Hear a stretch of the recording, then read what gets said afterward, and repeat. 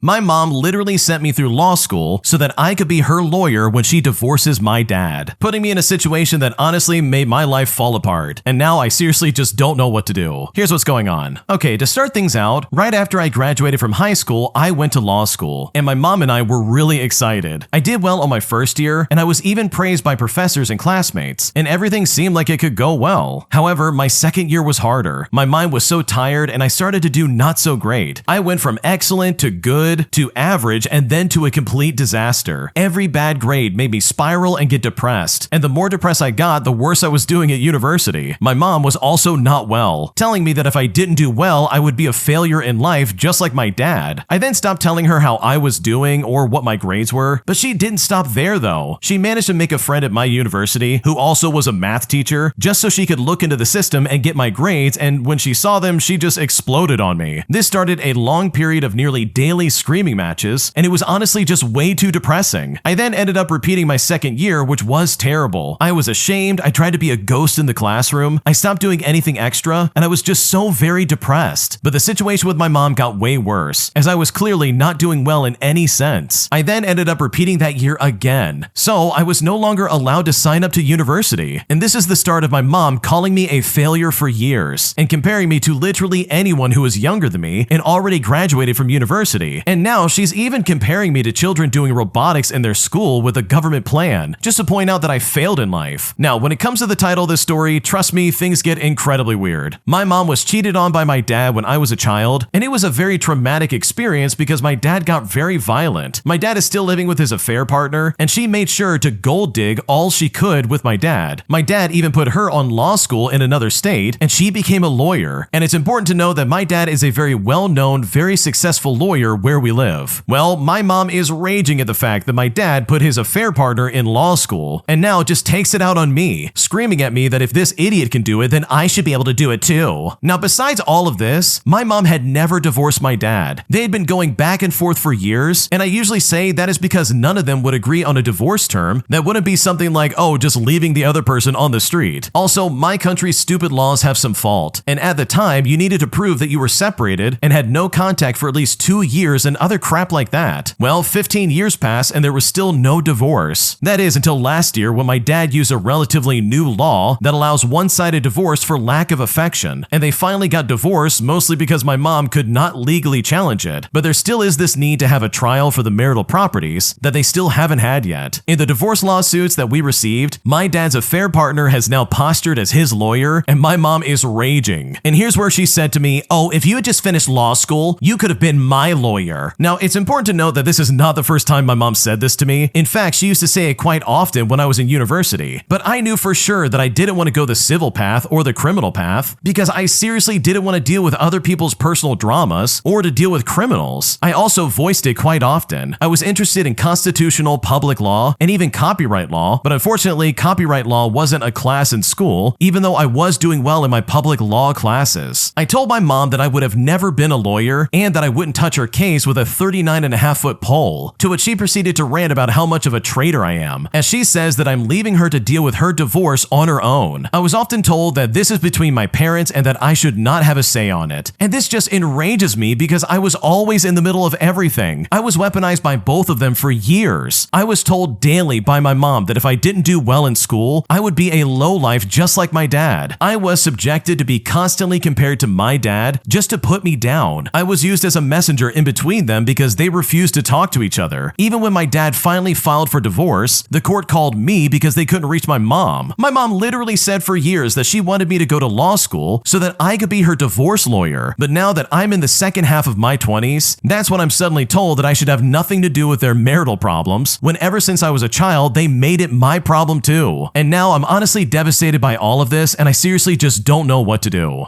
Wow, your mom is crazy. Imagine going to your own kid and being like, you need to go and be my divorce lawyer, so I'm gonna send you to law school so you can do exactly that. And on top of that, the dad's affair partner is also a lawyer, so like, this is clearly making your mom go crazy. Like, is that the only reason she put you in law school? Just so you could be her lawyer and like try to fix her life? Like, what's going on right now? That's so weird. And honestly, with that kind of pressure on your back, I don't blame you for doing bad. Like seriously, she's trying to put you in a section that you don't want to be a part of, while also, once again, trying to weaponize jeopardize you against your own father. Like at that point, I would be bailing on all of this and be like, okay, I'm not putting up with this. There's no way I'm dealing with this. So yeah, this whole situation is so messy and I'm honestly so sorry that you're dealing with it. And hopefully you find some kind of distance from your mom because what she tried to set you up to do, in my opinion, is just insane. If you like Am I the Jerk, you're probably going to love Am I the Genius. Check it out, link down below in the description. Also, go to amithejerk.com/submit if you would like to submit your own stories. Am I the jerk for putting my hand over my sister-in-law's camera at my own birthday dinner after I literally told her multiple times to not film me? Because right now she's saying I humiliated her and I just don't know what to do. Here's what's going on. I'm a 29-year-old female and I had a small birthday dinner last weekend with my husband, my sister-in-law who we will call Lena, my mother-in-law, and 2 friends at a normal but nice place. Now Lena is an influencer and she films literally everything. The plates, the forks, even people breathing, like it's super obnoxious. 3 days before, I wrote in the family chat, please don't film me. You can film the food or the room, like that's fine, but just don't film my face. And she responded back by saying that she understood. Well, we sit down and within 10 minutes, her phone is up. I say quietly, please don't point it at me. And she goes, oh, you look great. It's just vibes. My husband then backs me and says she said no. Lena then rolls her eyes and lowers it for maybe 2 minutes. Then the cake comes out with a little sparkler and the staff singing. Lena then stands and points the camera right in my face like, oh, birthday girl reveal. And it's here that I put my hand over the lens and I said, stop. I didn't grab the phone or touch her. I just covered the camera for like a second. She then snaps at me and says that I ruined her shot and that this is her job. My mother-in-law then says, let it go for one night. But I said, this is my night actually. It then got awkward really fast. The server was right there. I felt embarrassed. My husband tried to change the subject, but Lena kept muttering about how she had to scrap everything. I even paid for my own dessert and we just left pretty quickly after that. The next morning, Lena texts that I humiliated her and made her look unprofessional in front of everyone. My mother-in-law says I should have moved seats if I didn't want to be in frame, but my husband says my boundary is fair, but maybe I made a scene by doing it during the song when eyes were already on me. She's posted me before without asking and coworkers mentioned it to me. I've asked her to please blur or remove and it just turns into drama, which is why I set the boundary in writing before dinner. So here's why I might be the jerk. It was a public place and I did physically block her shot, and yeah, it was during the song. I could have stood up and turned away or something like that, but also I don't want to be online against my will, especially on my own birthday. So seriously, am I the jerk here? Because right now I'm still incredibly frustrated. Okay, this is really crazy because your sister-in-law is absolutely toxic. Like seriously, this is not okay in my opinion. First of all, just because someone's an influencer doesn't mean they get to shove their camera in your face anytime they get the chance. Like, I don't care if it's your job or not, dude. Don't shove the camera in someone else's face and be like, oh, this is your problem. This is actually my job, so you have to deal with it. But it's like, no, you don't have to deal with that for a second. You established a boundary and she walked right over it. Like, that's not fair for anybody. So no, you're not the jerk. What she did is incredibly toxic, and anybody defending her, in my opinion, is out of their mind. Would I be the jerk if I removed a friend and his girlfriend from our dining reservations that literally require him to confirm if he's going or not? Because right now I'm honestly super frustrated and I don't know what else to do. Here's what's going on. Okay, so I have a friend who keeps dodging my text messages when I try to confirm plans with them, but then they'll happily message the group chat that we're all in. Or if I call them, they say they'll call me back, but they never do. They are literally ignoring me when I'm just trying to make sure that they'll be there for our reservations that we're making. At this point, I'm getting frustrated and ready to just take them out of the reservation for the restaurants that we're going to, and this is all because of the cancellation fees. If they don't make it, I get charged $10 per person, and the restaurant's policy states that everyone must be there or we just won't get seated. So I could be charged upwards of like $60 because they decided not to communicate like an adult. I don't really want to take that risk on someone who's a grown adult and can't communicate, so honestly, am I being the jerk here? I know it's just money, but I think what's bugging me is the lack of communication and just ignoring me. This person is a good friend when we do hang out in person, but I can't seem to really rely on them because they just can't even communicate properly. And yet, when it comes to other people, they'll happily do so. I have tried to be patient, and I give them weeks to get back to me, but honestly, I have no luck. So, should I just take them off the reservations? Because I'm seriously not sure if they're even going to make it in the first place.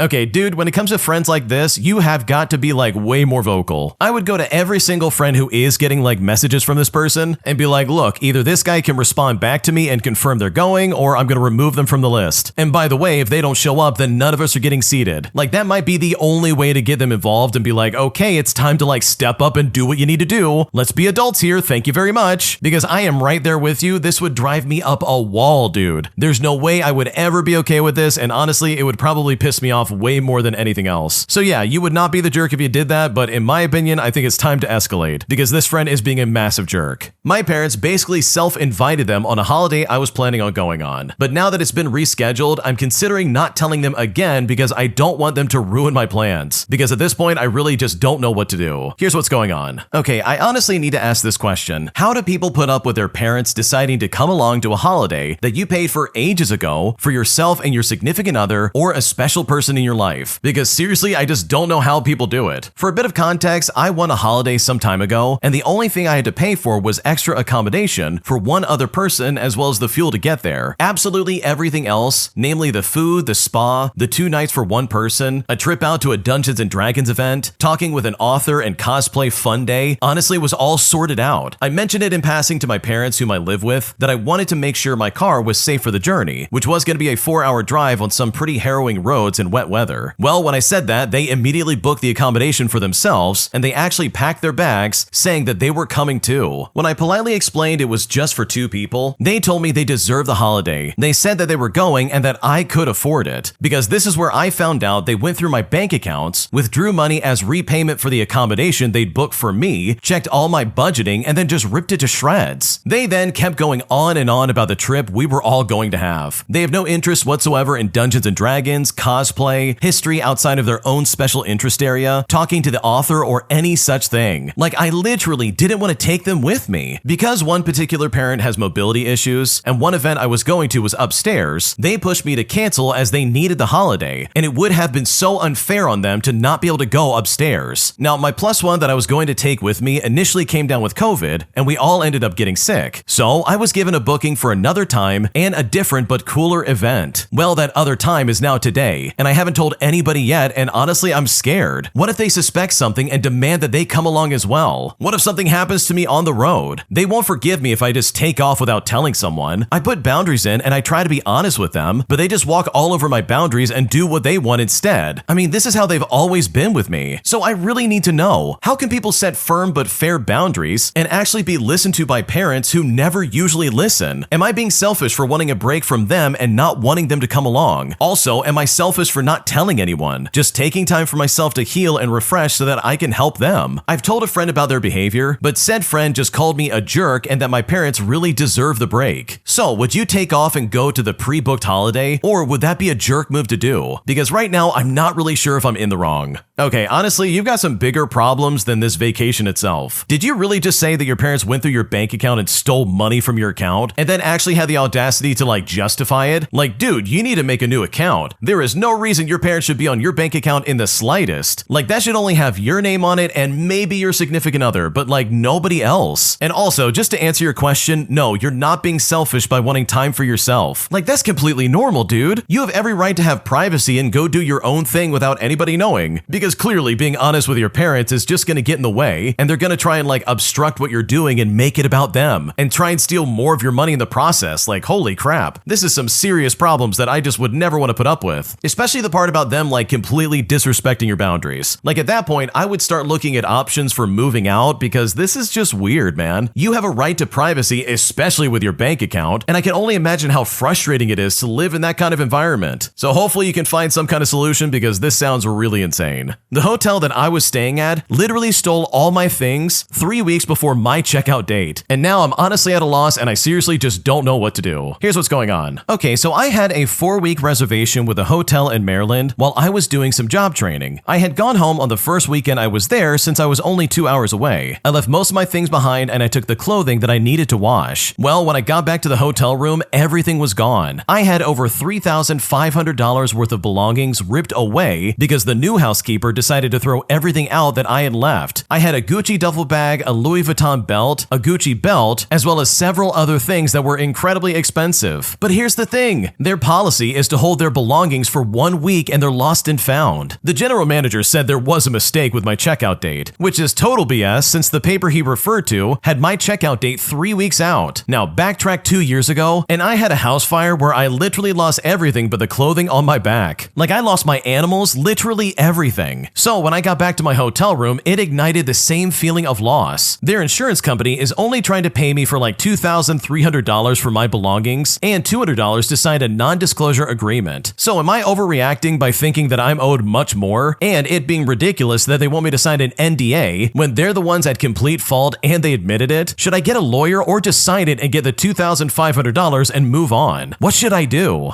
Okay, personally, this is just like a rule of thumb for me. I don't sign any paperwork without having a lawyer look over it first, because who knows what that thing says. But also, I can say what I would do because I don't want to give you like legal advice, but if I was in your shoes, the second they try to be like, oh, here's like a portion of what you're gonna get out of this, and also sign this paper saying you can't say anything. Like the second those options were presented to me, I'd be like, oh, okay, don't worry about that. I'm just gonna call the police and get a lawyer, because there is no way I would ever put up with that. Dude, this is crazy talk, because this is legitimately just insulting, because I think you have it right. They probably did steal all of your crap, and that is insane in my opinion. Some jerk probably went in there and took all of your stuff and ran off with it, and now they're trying to be like, oh, sorry, I don't know what happened. This was a mistake. The checkout date was clearly wrong. And it's like, no, it's all in writing. You didn't get that wrong. You people just either destroyed my property or stole it, and honestly, both options are not fun. So no, you're not overreacting, and in my opinion, I think it's definitely time to find a lawyer, because what they're doing is incredibly sketchy. An entitled old woman demands that we give up our bus seat despite the fact that my sister was sitting there and she is literally 7 months pregnant. And even though this happened a while ago, this situation still really bothers me. Here's what happened. So I was on a bus with my sister, nephew, and daughter. My daughter was just past 2 years old and walking, with my nephew a year old in a stroller, and my sister nearly 7 months pregnant. On the buses in the United Kingdom, at least where I live, there are a couple of single seats that are meant for disabled people or for basically those that are less able to stand. So my sister, you know, the one who's 7 months pregnant, sat in one of them with my daughter in her lap, and I stood with my nephew's stroller. An old woman came on, walked up to my sister and daughter, and told my sister to move. She said to her, I need to sit down, move out of the way. Now, it's really important to note that this wasn't a full bus. Lots of the double seats were empty, and the one behind my sister was empty as well, but the woman wanted this one specifically. Now, my sister is pretty non-confrontational, so I said sorry, but no. She's heavily pregnant and has my young daughter. Now, the seat behind was free, but that wasn't good enough for this lady. She simply must have that one. More people were coming on and the seats behind got taken, so she said that my sister had to move now. And again, I said no. She then said that she couldn't stand long and that my sister had to move. By this point, the bus had set off and there were still seats, but they were further back. I told her to get lost, that she wasn't going to risk an unborn kid or my daughter because she wanted this specific seat. No one would care if she fell, but I would match any injury they got if she didn't get lost and find a free seat. She looked around and just like the classic British stereotype, no one was looking up. No one was looking up or even making eye contact. Like literally, no one was saying anything and it was hilarious. She mumbled something, probably how awful we were, and went to a free seat 2 rows on the other side, which was oh so far away. I mean, my God, she can't possibly sit there. But the best part about it is that she got off 2 stops later. And honestly, even though this happened a long time ago, this still annoys me even to this day. Yeah, that was a massive waste of time from that old lady because she literally could have just gone to like any other seat and had no problems. Like seriously, she just wanted to cause problems and be like, no, you have to move right now. And it's like, dude, there's literally seats behind us. Go sit there. Like you can absolutely do that and be completely fine. Also, the sister of the story is literally 7 months pregnant. And I don't know about you, but I'm definitely going to give my seat up for a pregnant lady. Like what's going on right now? So yeah, good for you for not giving in to this stupid idiot because she was being incredibly toxic. Am I the jerk for body blocking my aunt who was literally trying to get unflattering photos of my grieving family members at my cousin's funeral? Because my aunt is constantly doing this. And this was the one day I simply didn't want this to happen. Here's what happened. Okay, so this was a funeral for my cousin. And I'm not gonna lie, we only ever really talked like twice in my life and probably fought over the gaming console as kids, but I know she was a sweet girl that everyone loved. She was diagnosed as a kid with cystic fibrosis and passed away last week. She was the first baby of our generation and no one expected her gone so soon. We all chipped in for her funeral to the point where the family had extra which they decided to donate to our country's nonprofit for cystic fibrosis. Now, one of my aunts, who I will call Donna for the sake of the story, has this obsession with making our relatives look bad. Honestly, there's no nicer way to put it as she's just kind of an awful person. She has cameras and during Christmas or Easter, she'd always go out of her way to take pictures of my mom's hair all messed up and sweaty from cooking for hours, or maybe my uncle passed out drunk. And while you could say this is just her snapping random pictures, she always posts them online and never takes them down, even when we gently ask or even outright just beg her, because everybody looks downright ugly in all of her photos, except for her and maybe her toddler. So during the funeral, we're all about to say our last goodbyes before she's buried. We were all honestly put together until the violin song from when the Titanic was sinking started playing, and everyone just starts crying. And even I'm past that point because it's just so awful that she hadn't even gotten to live a normal life because of all the procedures that she had done on her. My uncle had the decency to stop the live feed for our relatives abroad, but Donna just whips out her camera and I know what's coming already. I'm so pissed that she keeps doing this and nobody stops her. Donna starts walking around the room and I know her style already, literally shoving the camera into people's faces like she always does under the guise of documenting family memories and whatever. I decide to start walking around and greeting the relatives just in time for me to block them out from the photos. I could see her through my peripheral vision starting to get pissed off, but I kept it up until she gave up and started filming the flowers since she was already getting weird stares from the people who were catching on. Now here's the last bit where I might be the jerk. It's the moment when my cousin's dad and uncles were carrying the casket. Dad's head is ducked, and I can tell he's about to crumble under both the physical and emotional weight of all of it. Donna, on the other hand, is like some hunter adjusting her camera for the perfect kill. Just as she's about to take a picture, I cover him up with my body under the guise of helping him lift up the casket. And when I did this, Donna literally hisses at me, but I glare at her and I don't move because screw that. Well, this was a week ago, and Donna keeps making subtle jabs at me in the group chat for making the funeral about myself because it's tradition that the men carry the casket. So am I the jerk or was I overreacting in some kind of way? Because right now I'm still incredibly pissed off. No, you did the right thing. This really is messed up. I can't believe that your aunt would seriously step up and be like, okay, now's the time to take photos. No, now's the time to grieve the loss of a family member. Like, dude, what's going on right now? If this aunt really is that toxic, I'm seriously surprised anybody invites her to anything in your family. So no, I don't think you did anything wrong. I think you did the right thing in my opinion, because your aunt is incredibly stupid.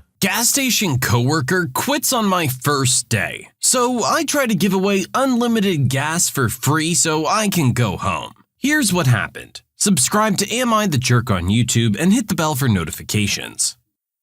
This was back in, I want to say around 2005, before the proliferation of smartphones and things like that. It's about the time I worked at a gas station / convenience store for one whole day and ended up as a manager and a district manager's worst nightmare. I'd taken the job not 2 days before and was told to show up at 7 a.m. on a Monday for training. No big deal, right? The manager certainly seemed stable enough at the time, but I suppose that's what they say about all the crazies. So I show up at 7 a.m., bright-eyed and bushy-tailed and ready to get to work. I'm immediately introduced to the young lady who's been tasked with training me by the manager. The manager spends the first 20 minutes of my shift not training me, but ranting and rambling about how she just worked a double graveyard and how she's bushed, and how this place just sucks her dry. You get the general idea. Then she reiterates that young lady's going to be with me all day, training me step by step, and is then gone in a puff of smoke. Gone home to get some much-deserved sleep. Leaves her home number on a scrap of paper behind the counter in case of emergencies only. Sensible enough. So we get down to business. Young lady shocked that I'm already somewhat register and computer literate, and so takes the opportunity to abandon me in the back room, doing a few hours of computer training that I gather is supposed to encompass the entirety of my day. When I finish my computer training, I step out into the main store area to be relieved of duty. Young lady instead informs me that we're now going to do some hands-on training. Weird, but fine, I guess. I mean, I'm not gonna scoff at a few extra hours on my paycheck, so whatever, let's do some hands-on work. The hands-on work goes on for about an hour and a half, bringing my day to about 4.5 hours at that point. Until young lady pulls me aside and announces with a beaming grin on her face, "You know what? I think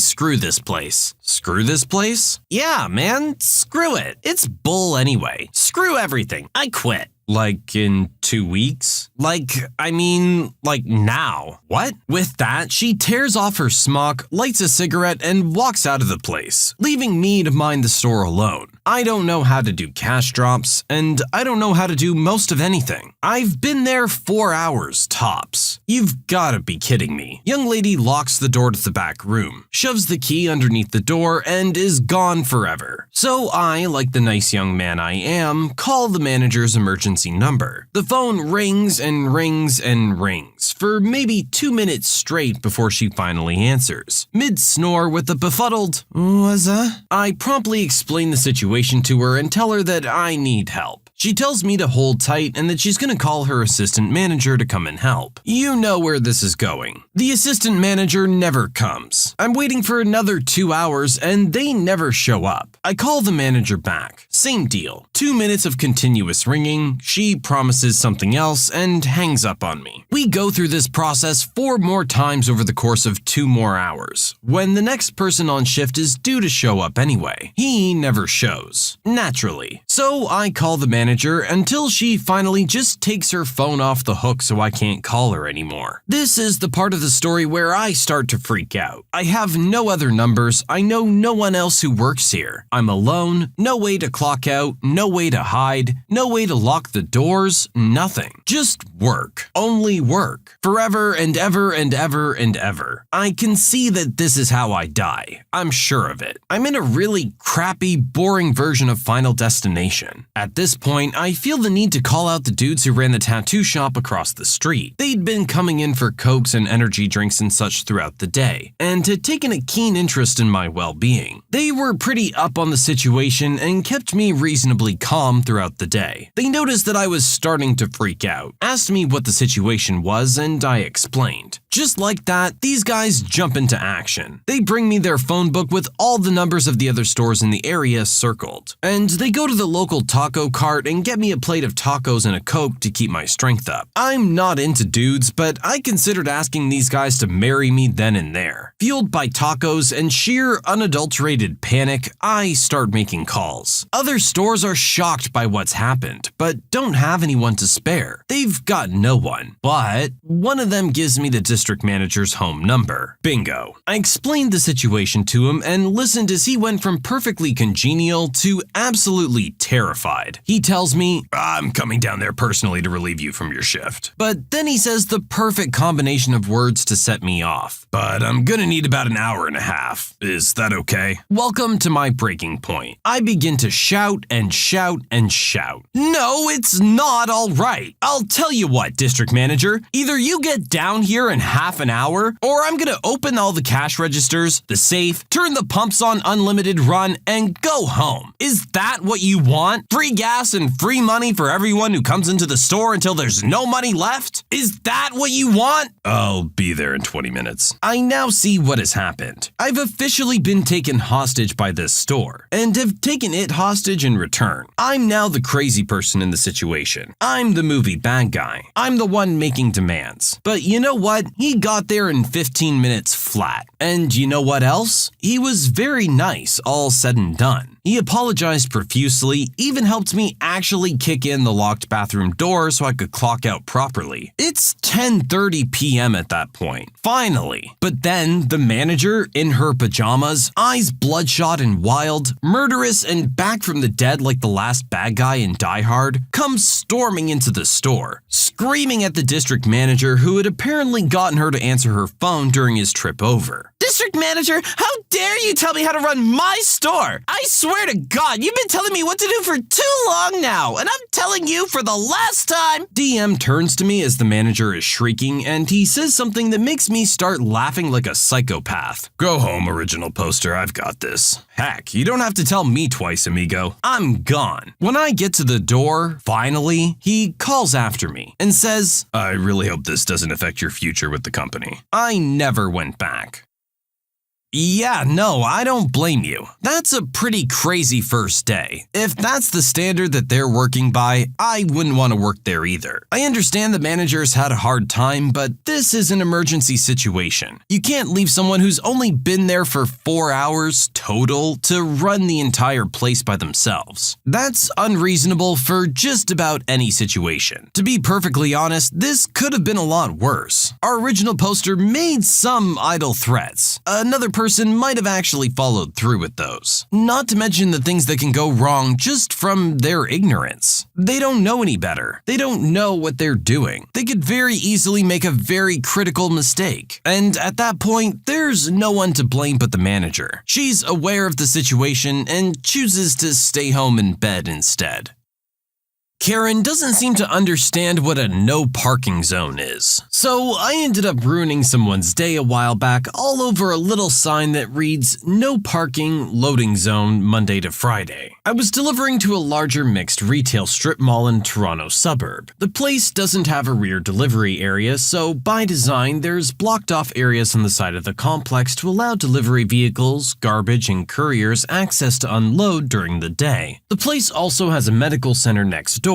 That medical center charges for parking. The strip mall doesn't. So enterprising cheap people will park and walk over, even though a multitude of signs prohibiting the practice are plastered all over the lot. So the complication is that the loading areas closest to the medical arts building has parking lines laid down, but is signed no parking loading zone 8 to 17 Monday to Friday. Dozens of cube trucks use this lot daily for their needs. However, it's not often that a full-size semi, me, has to use it. I need every inch of that lot to position properly, so that I can get the freight off and be on my merry way. Often I'll arrive and there's a single car or two occupying a space. They're a bother but can be negotiated around easily. On this morning, I roll into the lot when a full-sized Escalade pulls in behind me and parks right beside the loading ramp in one spot that absolutely ruins my approach. There's literally 50 spots in the loading zone to choose and like 500 spots in the actual parking lot. I roll down my window and motion that I need to use the ramp. Now, most self-aware, self-conscious people would get the hint. Nope, Miss Self-Important decided that she's parked. Y'all can deal. She unloads her booger eaters into the stroller and obviously ignores me as I'm protesting her parking choice. My parting shot? Great example you're setting for your kids, lady. Earned me some shade and a casual obscured middle finger salute. Fine then, I have nothing but time on my hands. Rushing around and in a hurry, I can solve that for you. I call the towing number on the sign and they say that they're less than an hour out. I then called my store contact who spotted my reversing. He also called the towing company to complain. With an extra pair of eyes, I placed my truck inches from her back bumper, snapped a couple cell pics for liability coverage, and started unloading. After some eye rolls from the garbage truck driver, the empty bin miraculously managed to end up blocking her only path of escape after my tight squeeze parking. Oh crap, she's hemmed in now. So I got a crew of guys helping me unload and we're all anxious knowing that it's about to hit the fan. Finally, the fruits of our labor ripen. The tow truck arrives, looks at the situation we've created, and does nothing but laugh. He's snapping pictures of the mess. He dollies the wheels of the Escalades and slides it perfectly out and onto his flatbed. 10 minutes and he's gone. Security arrived during the tow out and remained. Sure enough, 90 minutes after leaving, Miss Self-Important is returning from the medical center with Rugrats in tow. She goes from zero to righteous nuclear indignation in an instant. Demands to know where her car is. One of the guys unloading me hollers, "Oh, the one blocking the ramp? It's towed." Her phone is out in an instant, videoing us and claiming harassment, theft, and damages. She's on the phone with 911 in a flash, accusing us of stealing her car. Security quickly intervened and, in the most professionally condescending tone possible, explains the signs, the tow-away loading zone, and the contact for the company who towed it. The region's finest in blue show up and take over. I give a quick statement and the officer basically says, civil matter. She ends up relenting, defeated, and a taxi is called. I just wrap up unloading my truck under her murderous stare. So I'm rolling out and on my way, and I get a text from my dispatcher. "So you're stealing people's cars now?" Sorry, Karen, you brought this one on yourself. They tried to warn you. You're just too wrapped up in your own business to give a crap. You know, as much as you've got places to be and are in a hurry, so is this guy. And you could literally have parked anywhere in the lot. You happen to choose the one spot that's really gonna give him a hard time. Most people would understand and simply move their car, but not this one. So, I'm sorry, but you deserve everything that you had coming to you. Have fun paying to get your car back. My cousin's boss made her life miserable. So my aunt got a job at the same place to get her boss fired. My auntie is a great woman. A little crazy, but great. About 15 years ago, my cousin got her first job in a warehouse. She loved it. My cousin, Danny, isn't like the rest of my family. We're all kind of jerks, but she's really quiet and sensitive. She was fine in her job for 2 weeks, and then a woman who was at least 20 years older than her started bullying her. She started giving Danny a huge chunk of her workload and telling her to get it done because bosses say so and crap-talking her. Danny came home every day crying because she made her life miserable, but still she stuck it out because we're fighters. My auntie hated this, but she did love getting her own back. The next week, Danny goes to work and has to meet the new workers in orientation. My auntie is stood at the front of them, smiling at her and waving. She applied for a job at the same place to look after her until the woman left. Her plan started the next day. After having worked in warehouses before, she got the hang of it and was very efficient. She also made a point to get her work finished quickly so she could take on others' work, mainly the jerks. After doing this for a week and talking to the managers in the smoking area about the work, my auntie says that jerk has just been standing around with no work, and that others have noticed too and aren't happy. The managers must have kept an eye on her, as she was in a meeting a few days later. This ticked her off, and she was venting to a lot of people. My auntie used this as an opportunity to go to the manager and say that the jerk had been abusive and threatening about the warning to her. The jerk was then called into another meeting and fired a week before her holiday month-long cruise. One of the managers my auntie befriended, and has been a very close family friend since. She's known as Auntie Debbie in the family now. She still knows the jerk, and said that she was horrible to work with and she had many warnings for hostile work environment type things. Jerk is now divorced, overweight, and bitter, who keeps asking Auntie Debbie to make her birthday cakes for family members for £5.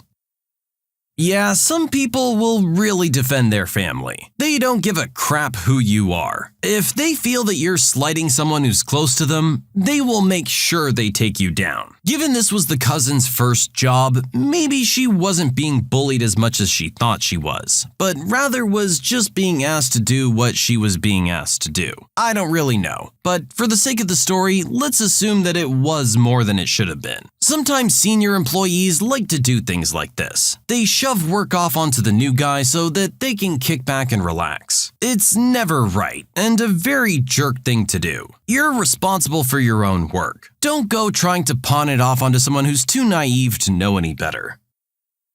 Entitled Karen demands we exchange her washer, but thinks that means that she gets to keep both. This happened over the span of a few weeks and was finally all over yesterday. I sell household appliances for a living. It sucks, but it's decent money. A few weeks ago, a coworker sold a lady a washer for her new house. She keeps it a few days, then calls us saying it's making weird noises. We send our tech out and he takes a look. Nothing wrong with it. No weird noises. But we're a large corporation and try to make customers happy, so we agree to swap it. The delivery crew gets there and starts taking the old one out. This is when chaos unfolds. Why are you taking my washer? That's mine, I paid for it. Yeah, but we're exchanging it for a new one. So we take the old one that you claim is broken and swap it for a new one. That wasn't the deal. I'm keeping both for the trouble you all caused me. If you don't let me take this one, we're not bothering taking the other one off the truck. Pick one. You don't get both. I'll sue. Okay, we're leaving. The lady calls the store and she's furious. First thing she says is, I'm suing you. This is so unfair.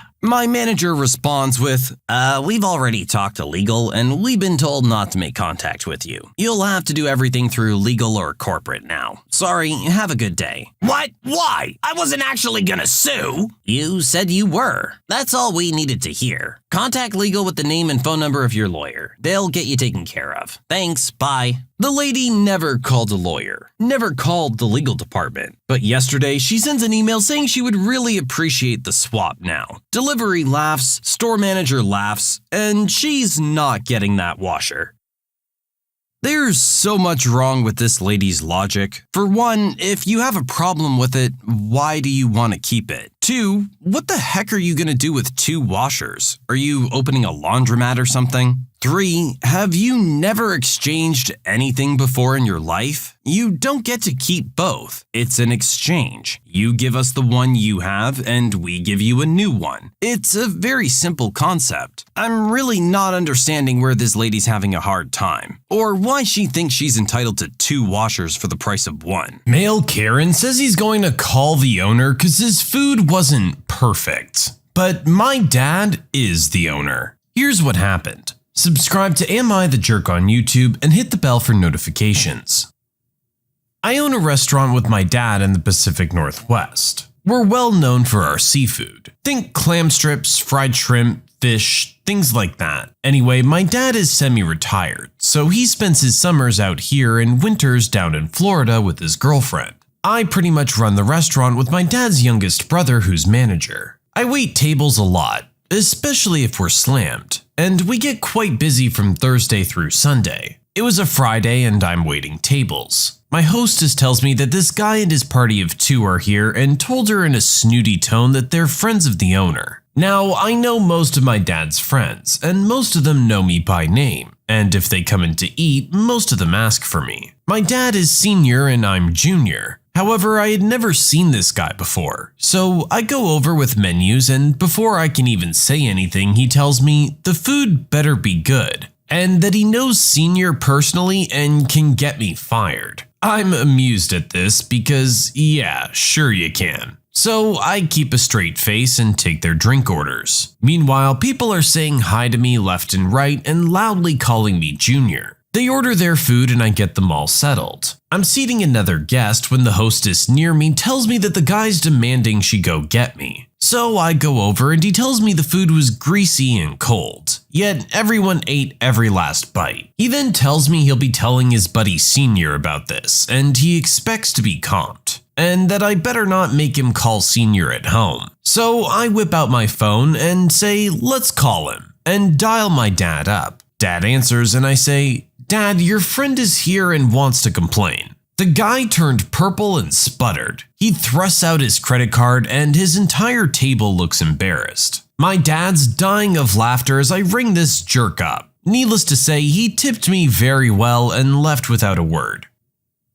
I can't imagine having the kind of confidence this jerk has. To walk into a place that you've never been before and just claim you know the owner and try and get a free meal comped to you? Why do people do stuff like this? Do they think it's some kind of life hack or something? To me, all it is a massive jerk sign across your forehead. Just pay for your meal like everyone else. I don't know what makes you think you're so special.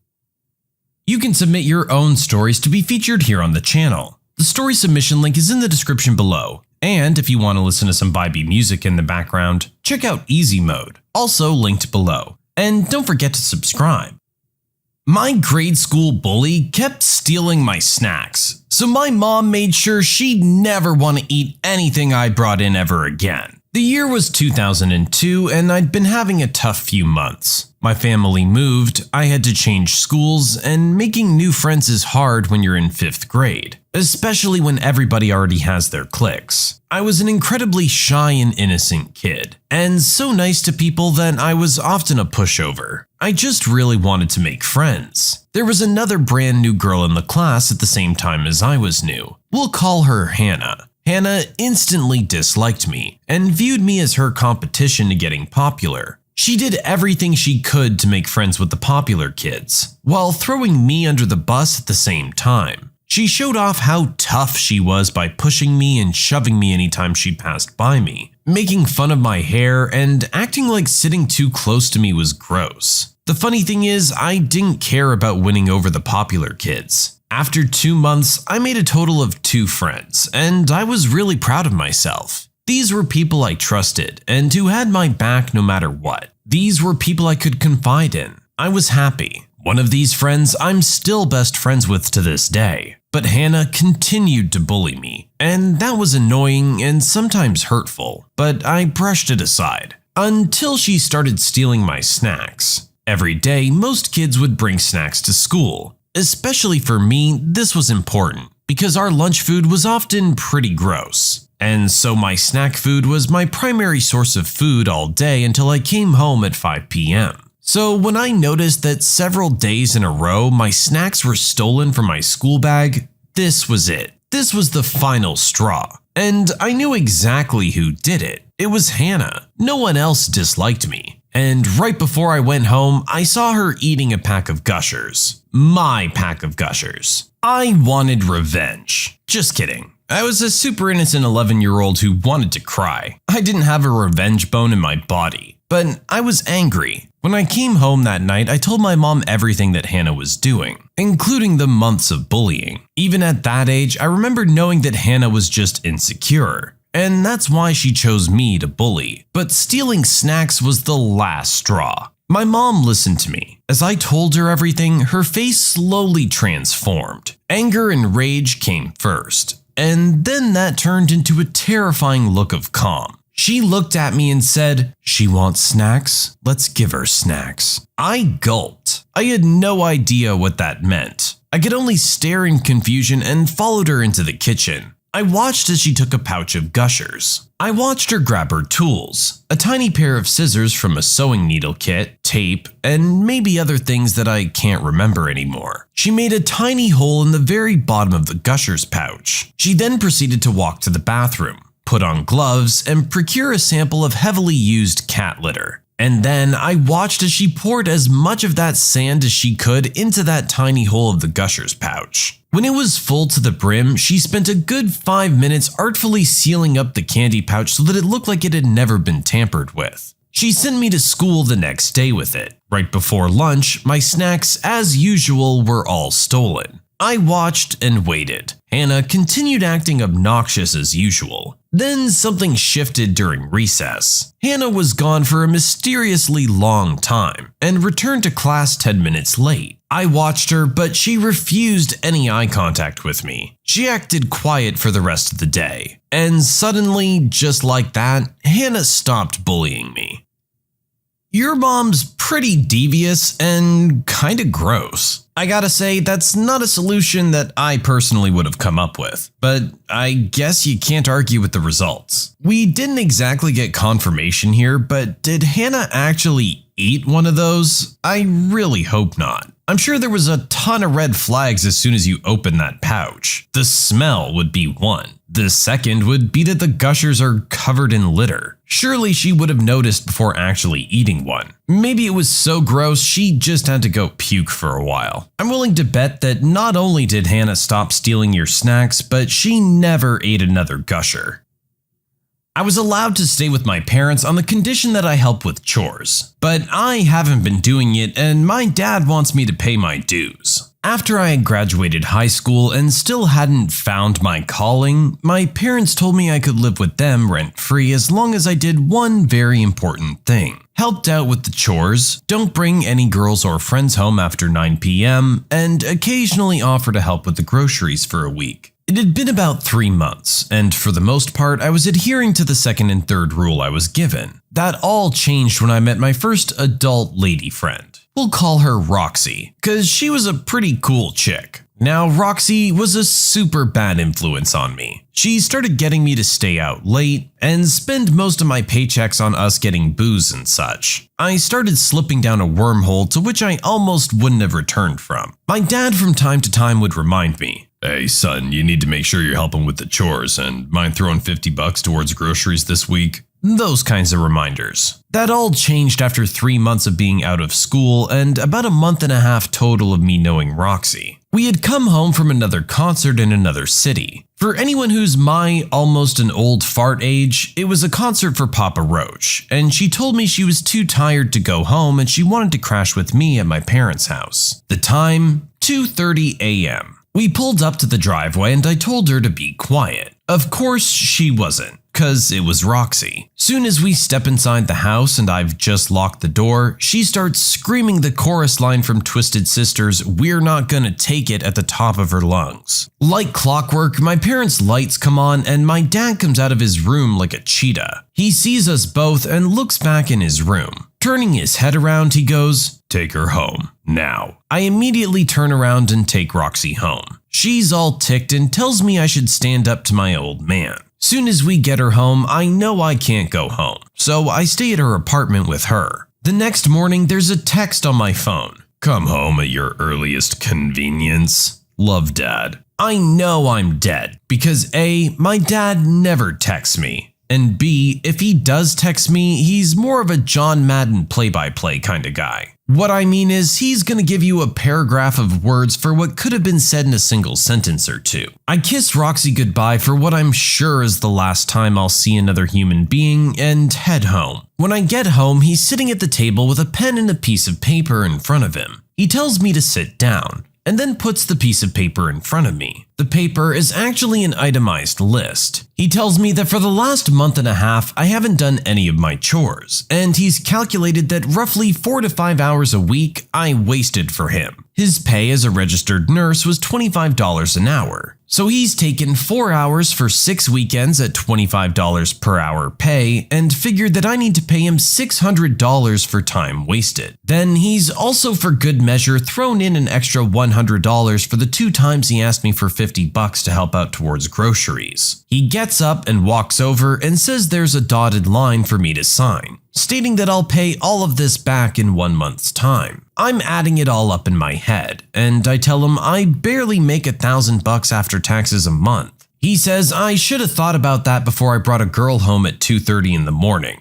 He tells me if I don't sign this paperwork, I have 30 minutes to get my crap and get the heck out. I legit almost start bawling and tell him that I want to sign the paper, but could I at least have a month extension? He puts his hand on his chin, thinking, and then looks down at me and agrees. He says, "You have 2 months to pay me $600. Oh, and by the way," he purposely hangs this in the air for a good 20 seconds. "If you don't pay and you continue to break my 3 simple rules, there will be pain in your future." He revises the contract he's wrote up on the paper and I sign it. So a month and a half goes by and I've managed to pay him $450. I haven't seen Roxy as much over the 2 months because, for obvious reasons, her cash pit is dried up. She then calls me on day 45 and tells me that she misses me. She wishes we could hang out. Why am I working so much overtime? I've told her that I have to pay my dad back or get kicked out. Of course, she ends up ending the call shortly after that, and then it happens. She texts me the next day about a show in another city. I hear the usual,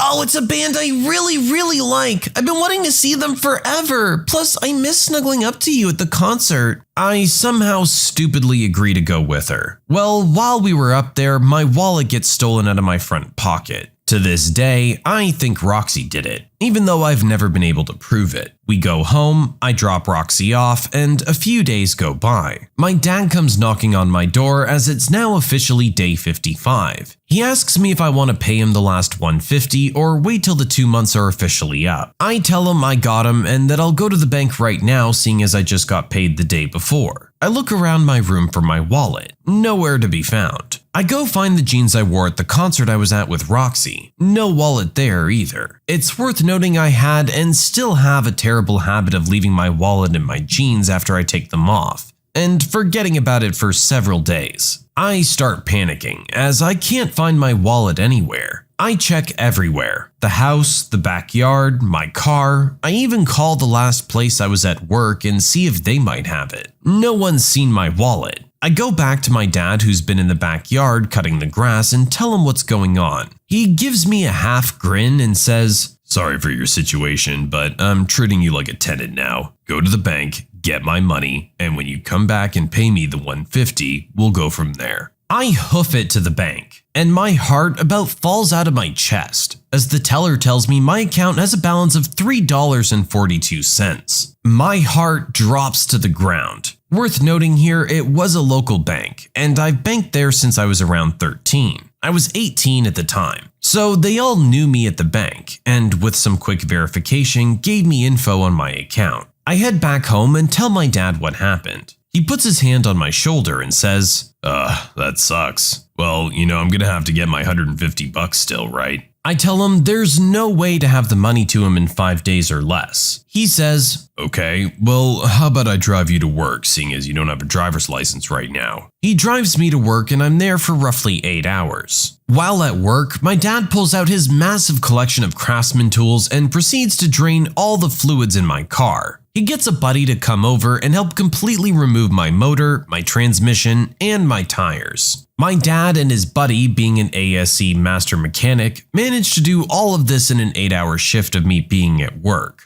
At the end of my 8-hour shift, my dad's in the parking lot waiting for me. He's in his work coveralls, which I find funny, and he's got grease all over his arms. He drives me home and I notice my car is pulled into the garage and on jack stands. I look at my dad and ask, "What's up with my car?" He points to the garage. "Oh, go ahead and see. I've got my $150 today." I jump out of the car as it goes into park and run over to my car. There's a note on the front of it from my dad's mechanic friend stating the motor, transmission, and tires have all been sold to him for $150, and that he'll happily not only give me back the items, but that he'll help me install them back into my car, but that I have to work for him for my 2 days off for the next 4 weeks, from 7 a.m. to 7 p.m. I fall over crying, obviously, and after my dad laughs a bit, tells me my first shift starts tomorrow. It's worth noting that my dad actually owned this vehicle, and it was titled, tagged, and licensed in his name. So technically he could do whatever he wants with it. He had just chosen to allow me to use the vehicle as mine. I would spend the next 4 weeks working with my dad's mechanic friend on my days off. After 2 days of working, we'd bring a few pieces of my car back to the house, and he'd teach me how to put those items back together. And slowly but surely, I learned how to be my very own mini DIY garage mechanic. My dad definitely taught me a lesson, because shortly after I lost my car, Roxy dumped me. And of all things, my dad took 6 months out of my life to teach me how to be a somewhat responsible adult. Oh, and the icing on the cake? As soon as we had my car back together and running, my dad walked up to me and gave me an envelope with $450 in it, and a note that said, "Stop being a knucklehead."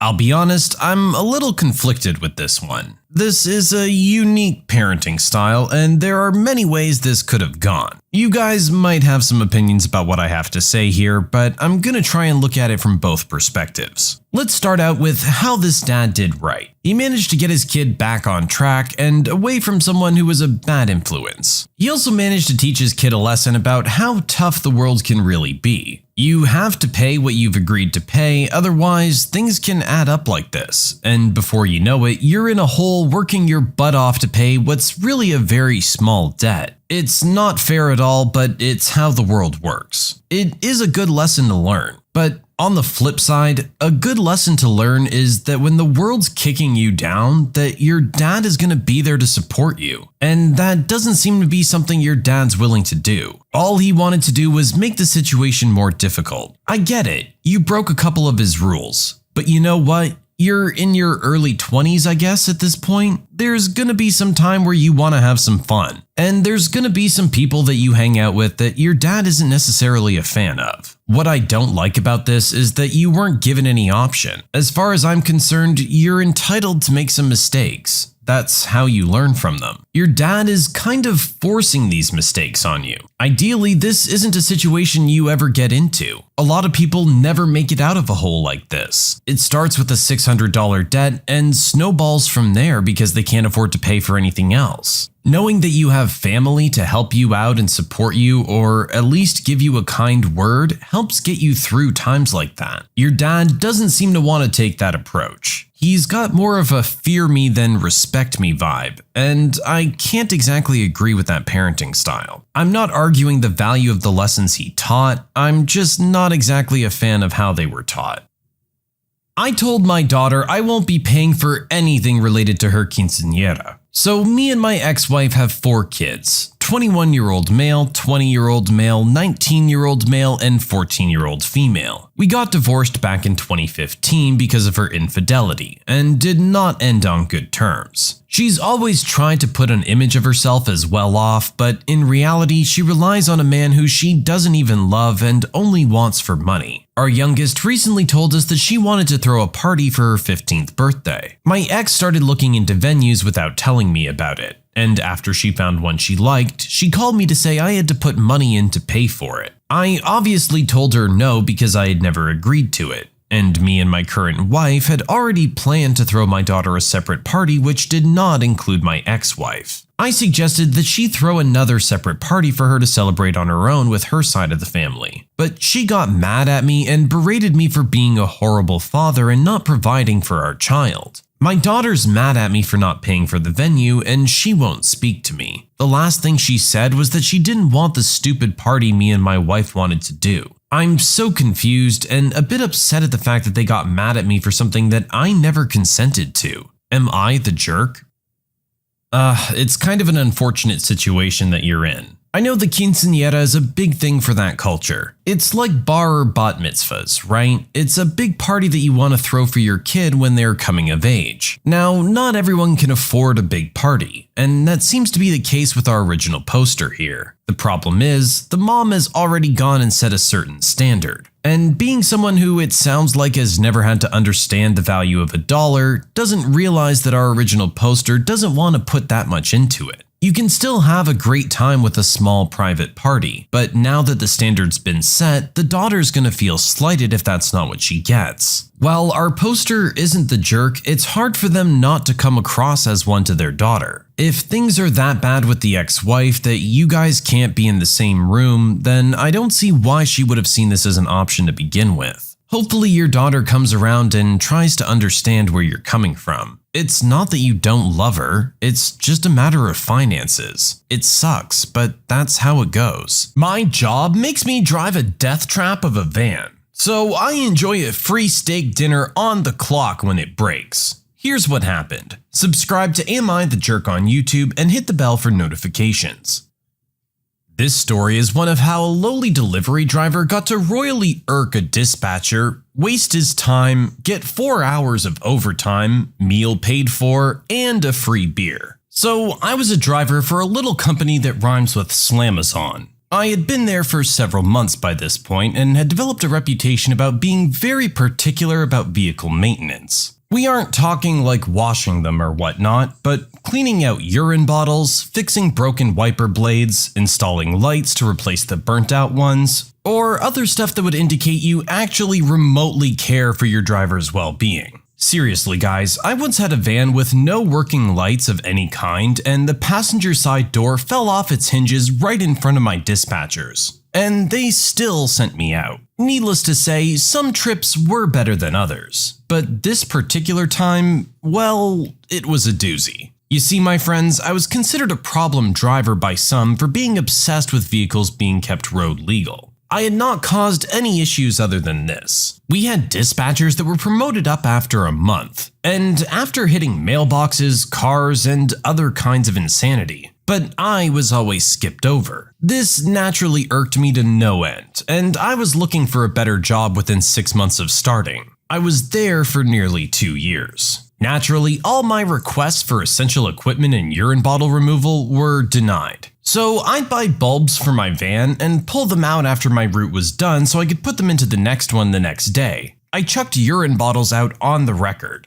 Kinda gross, but better than smelling it in the hot Georgia sun in the middle of summer in a van with sometimes working AC. This nonsense continued for the entirety of my time there, of course. This event, however, was the first of many times I decided to get back at the dispatchers for messing with my routes and giving me the worst vans and so on. You see, this van had the lights that were bad, broken AC, shook like mad, squeaked, smelled like urine, and musty taco farts. The door didn't properly lock, so anybody could have stole packages from it and not much could be done about it. And to top this all off, 4 bad tires. Like metal bands exposed and one bulging out in its death throes. The whole day I babied this van as best I could, putting air in the tire a few times and just barely finishing my route with some daylight to spare. So 10 hours on the road down and an hour and a half back to the distribution center. I get underway and get about halfway before I felt the telltale shake of a tire going out.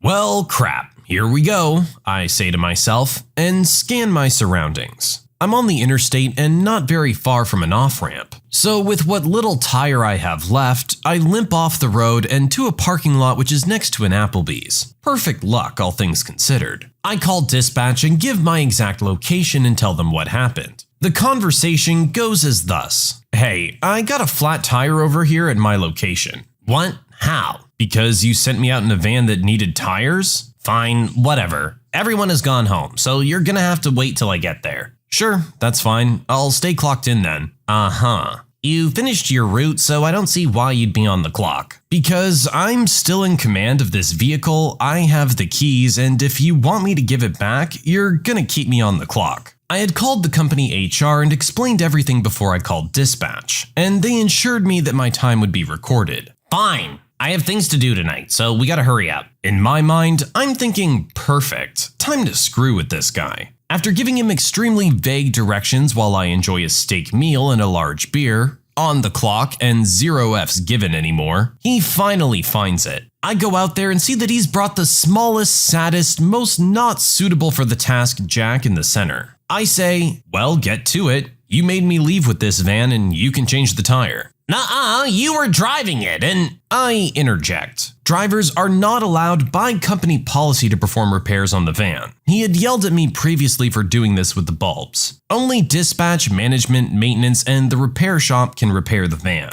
So I walk away to finish my meal while he tries to fix this flat with a jack barely able to lift the front of the vehicle, and needed bricks and other items to even go high enough. In total, I wasted 4 hours of his time, and cost him some personal time where he missed the game that he apparently had money on. I got my meal effectively for free with the hefty overtime I got that week. And as an extra smackdown, corporate came in and fired the manager, assistant manager, and this particular dispatcher for failure to maintain the vehicles to DOT standards, and for mismanaging the DSP, delivery service provider. After my lovely chat with HR during the incident, I showed them the text messages and some of the recorded audio I had taken of the dispatcher being a general jerk. A week later, and we had a temp management comprised of corporate operations that would oversee the vans getting replaced with less crappy ones, training new management, and of course giving training on what to do if you have a vehicle fail like that, along with granting drivers some maintenance permissions.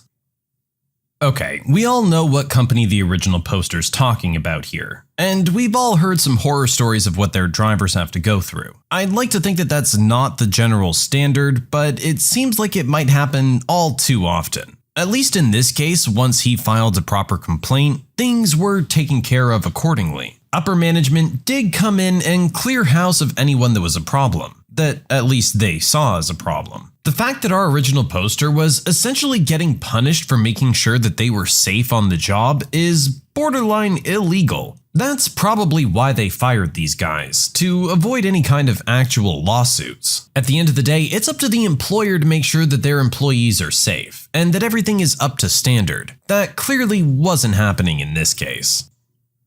You can submit your own stories to be featured here on the channel. The story submission link is in the description below. And if you want to listen to some vibey music in the background, check out Easy Mode, also linked below. And don't forget to subscribe. My friend's dad was treated like dirt at a luxury car dealership. Now they end up washing his car every day. This isn't my story. It happened to my ex-classmate's dad, but it's too sweet of a story to not share. His dad is a pretty wealthy guy and owns his own construction business. My classmate always showed up in fancy clothes and cars. One day, Dad walks into a car dealership. He was interested in buying a Mercedes G-Wagon. He went inside and was ignored for almost an hour while other customers were treated. Eventually, a couple of salesmen approach him and ask him what he's doing here. He starts asking about the cars. The salesmen were very dismissive and sarcastic in response to him. It's clear that they aren't taking him seriously and begin to leave. Dad becomes irritated and asks what their problem was. They argue for a minute when the manager comes and tells him to leave. He had just come from work and was wearing slightly dirty jeans, boots, and a t-shirt. He's also a dark-skinned individual. Both of these factors probably made him look lower class in their eyes. Little did they know, a few weeks later, Dad ends up purchasing the car at another dealership. He negotiated free car washes for life as he traded in one of his luxury cars. Apparently, he was able to go to other dealerships in the area who authorized the same thing regarding car washes. He ends up going back to the first dealership and throwing the keys on the front counter, demanding a car wash. The same manager eventually came by to object, but he showed him all the paperwork. The manager looked a bit shocked and begrudgingly started the process. He's been going back almost every day for car washes. He always cheekily smiles at the staff members with a massive grin as a greeting, especially the two salesmen. They now just hang their heads in shame and walk away whenever they see him. Perfect example of don't judge a book by its cover. I would think car salesmen in particular should know this. Working retail and stuff, sure, you get people who walk in off the street and they're not exactly interested in what you're selling. But people don't walk into a car dealership without the intention of buying a car, or at least looking around and shopping for prices. It really doesn't matter what they're wearing. I know plenty of salesmen who would have jumped at the opportunity to help this guy. Cause a guy who comes in looking like this, you can tell what he does, and that it's probably his business if he's there. That salesman will turn around and sell them a whole fleet of new trucks for their business or something, and get massive commission on it. Whereas some other salesmen would see the way this guy looks and walk away, missing out on a massive opportunity.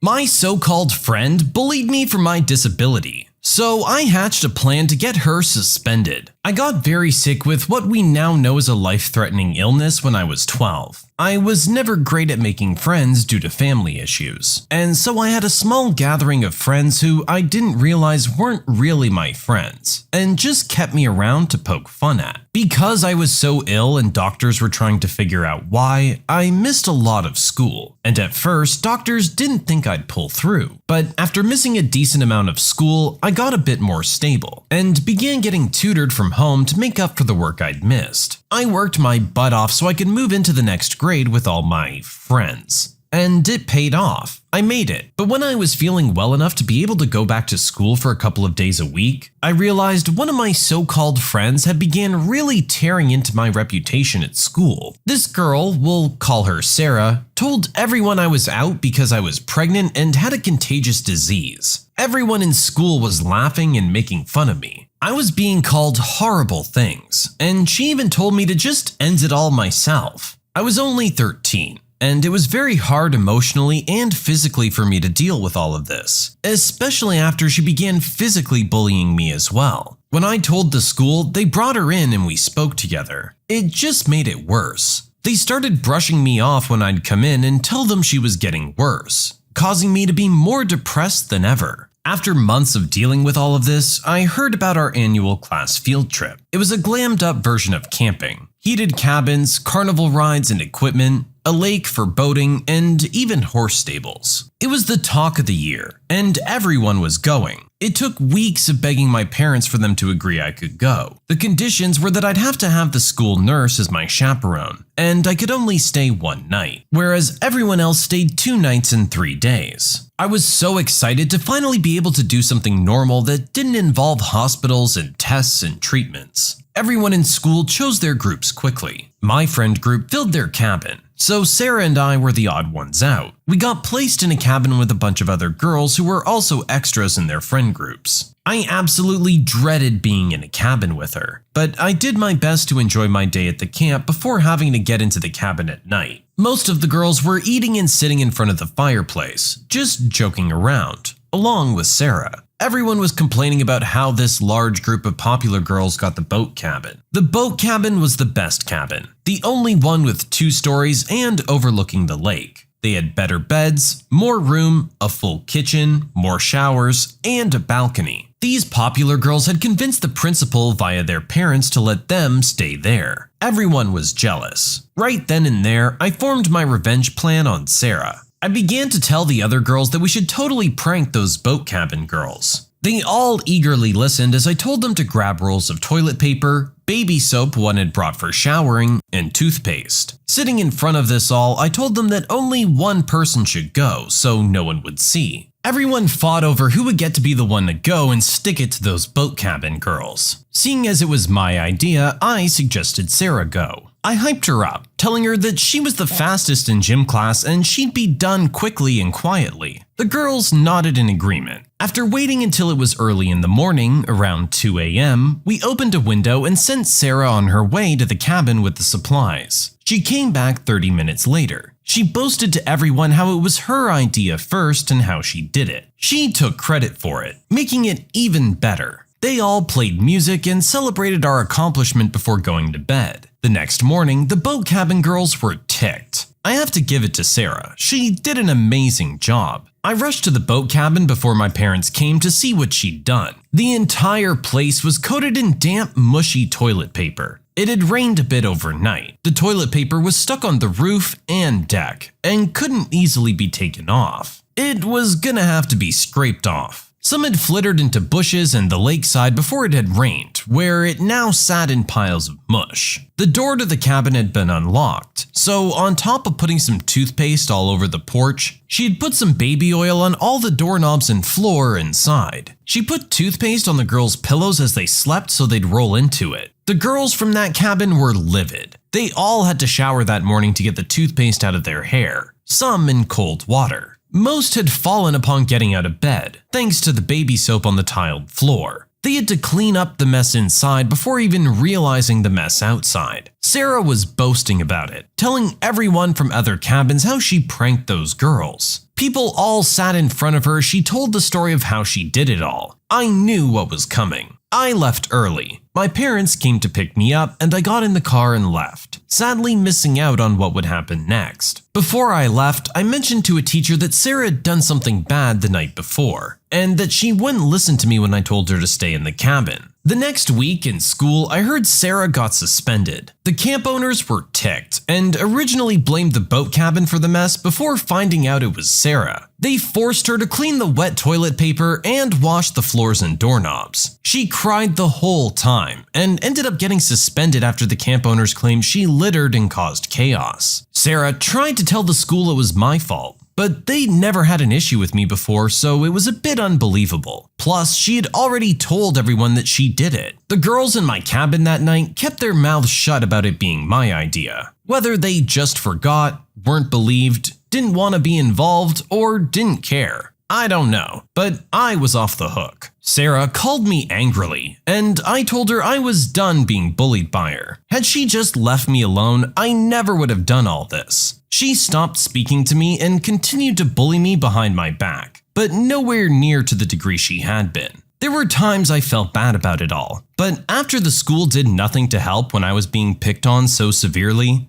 in my opinion, we're even.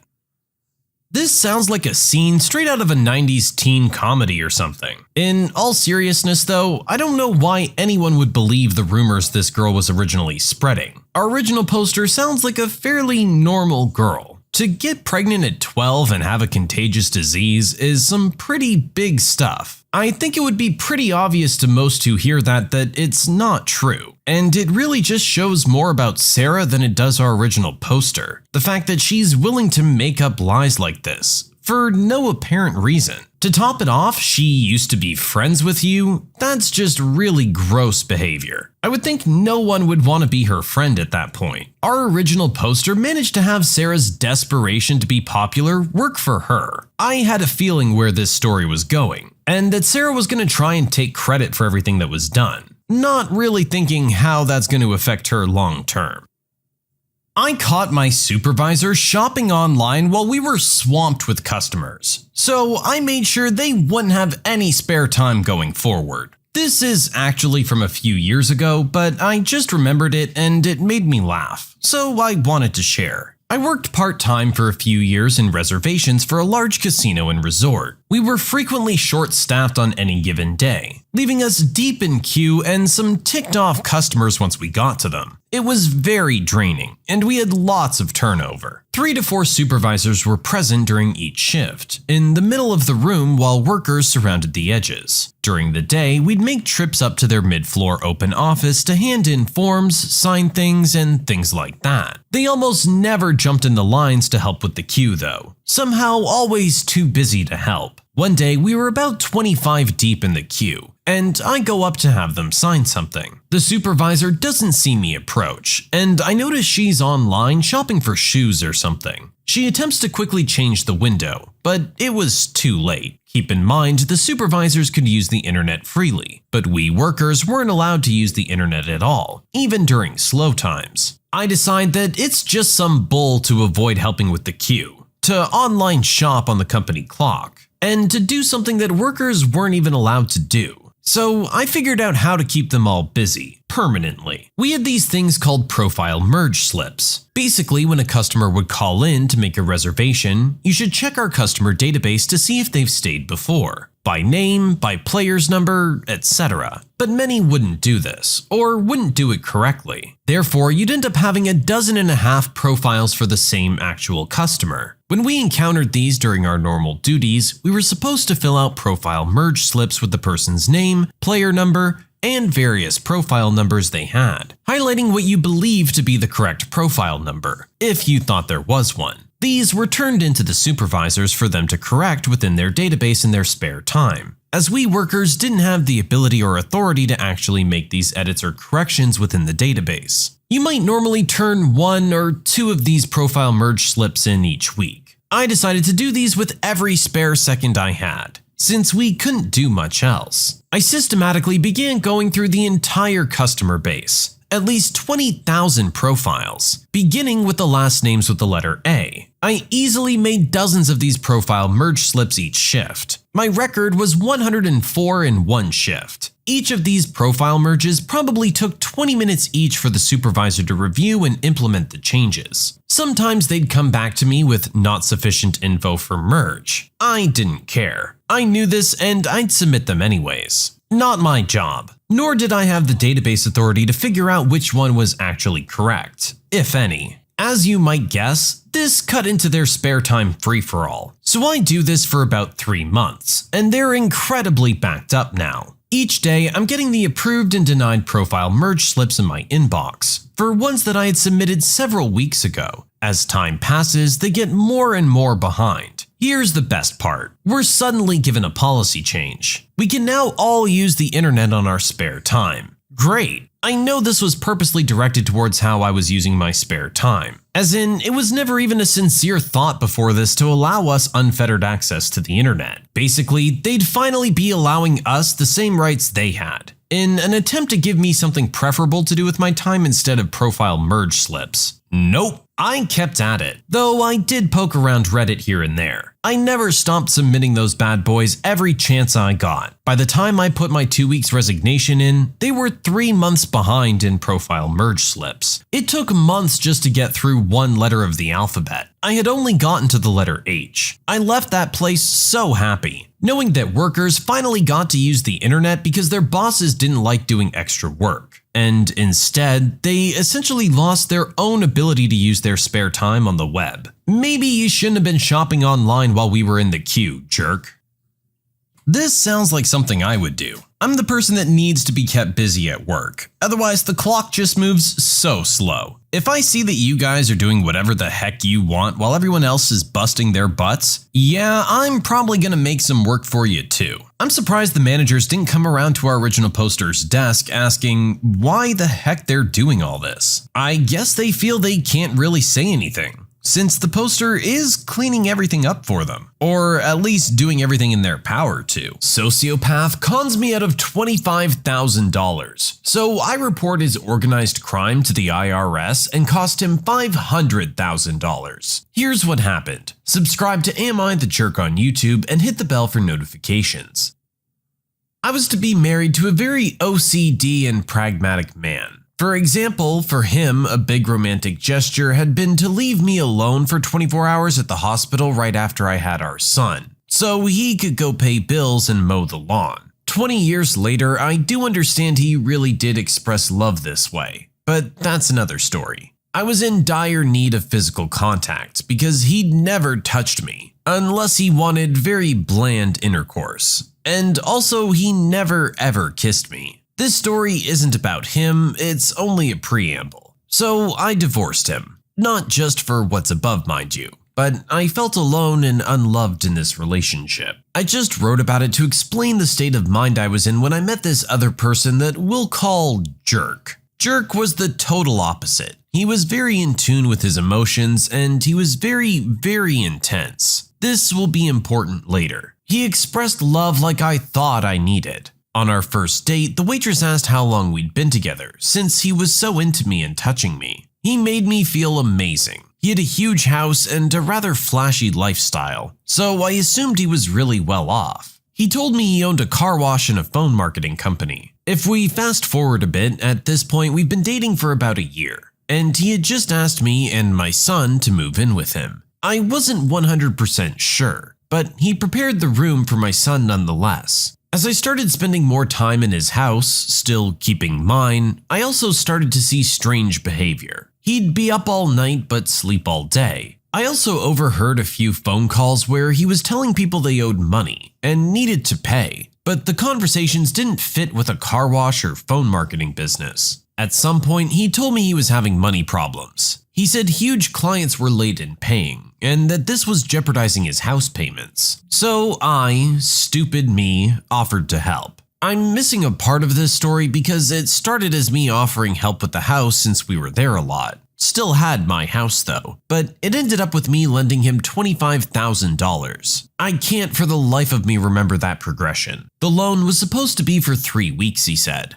I'd have it all back in 3 weeks. 3 weeks. That $25K came from my retirement savings and my son's college money, so I had to pay a fine to access it. It's also money it took me 10 years to put aside. That money was very important to me. During those 3 weeks, I went out to have drinks with my friends and found him on a date with another woman. I saw him French kissing another woman. I said nothing, went to his house, packed my bag, and left. So anyway, I thought he'd be an adult and would still reimburse the $25K at the end of this 3 weeks. Big mistake. Someone I knew told me he was glad I left and proceeded to tell me about him. He said Jerk was a junkie, hooked on all kinds of stuff, hence why he was so intense and so into his emotions. That also explained the erratic sleep patterns. But the final blow was when he told me that Jerk was also a con man, a specialist in defrauding older people by phone. His so-called phone marketing company. In the beginning, I wasn't sure I believed it, but then bits of what I had overheard in the last year started to make sense, and I realized it was all true. Back to this later. I tried getting my money back many different ways, and none worked. I was at the end of my rope, and since it was in my year post-divorce, and right after the 2008-2009 economic crash as well, I was very broke.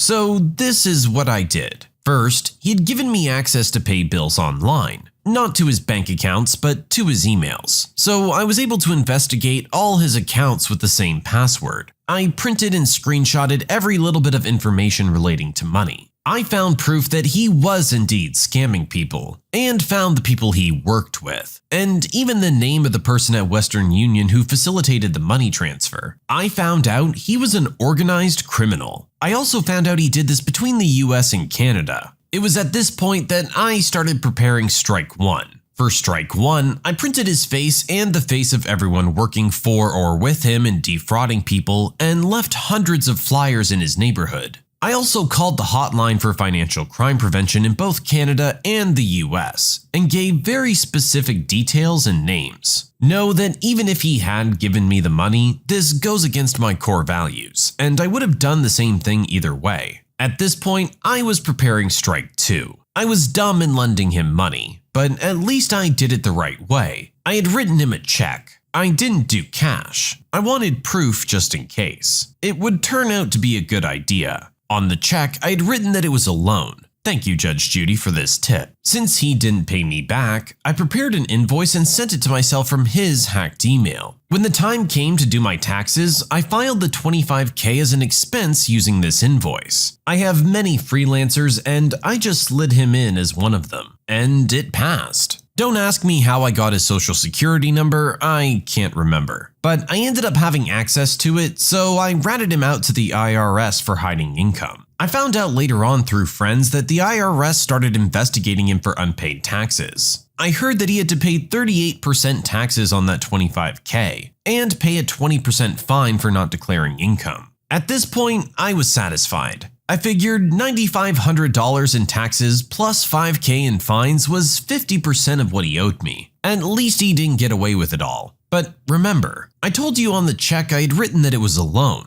So I took him to court and won. He didn't even show up. So he has to reimburse the full $25K plus court fees, plus what he owes to the IRS. So it's $39,500 that he has to pay for not reimbursing $25K. To this day, I still haven't seen a cent, but the rest of the story makes it worthwhile. At first, I thought the financial crime call I made had no effect. Well, it's now the cherry on top. What I didn't know at the time is that the IRS would team up with the wire fraud division and look at everything he did. They weren't able to catch him on the wire fraud. But since the house he had didn't fit with the money he was declaring, they got him on tax evasion and gave him a certain delay to pay back taxes. I heard it was only 3 months, but I don't know if it's accurate. They got him so good, they ended up freezing his accounts and he lost his house. The bank foreclosed it, and his debt to the IRS is still open. We aren't in the US, so he won't go to jail for this, however. But my $25K that he didn't want to repay ended up costing him over $500,000. And since you can't go bankrupt for a debt you owe to the government, I'm happy to tell you that at 40 years old, he had to move back in with his parents and ask for welfare, and will probably be paying this for the rest of his life. This story isn't finished, however. I just learned that he now has a job as a concierge in the apartment building of his parents. So I'll be contacting the court to have the money he owes me taken directly from his pay. The thing is, he has no idea I'm the culprit of all his bad fortune. And he recently sent me a message telling me he misses me, that I was an angel for him and he regrets what he did. Well, not me, jerk. Not me.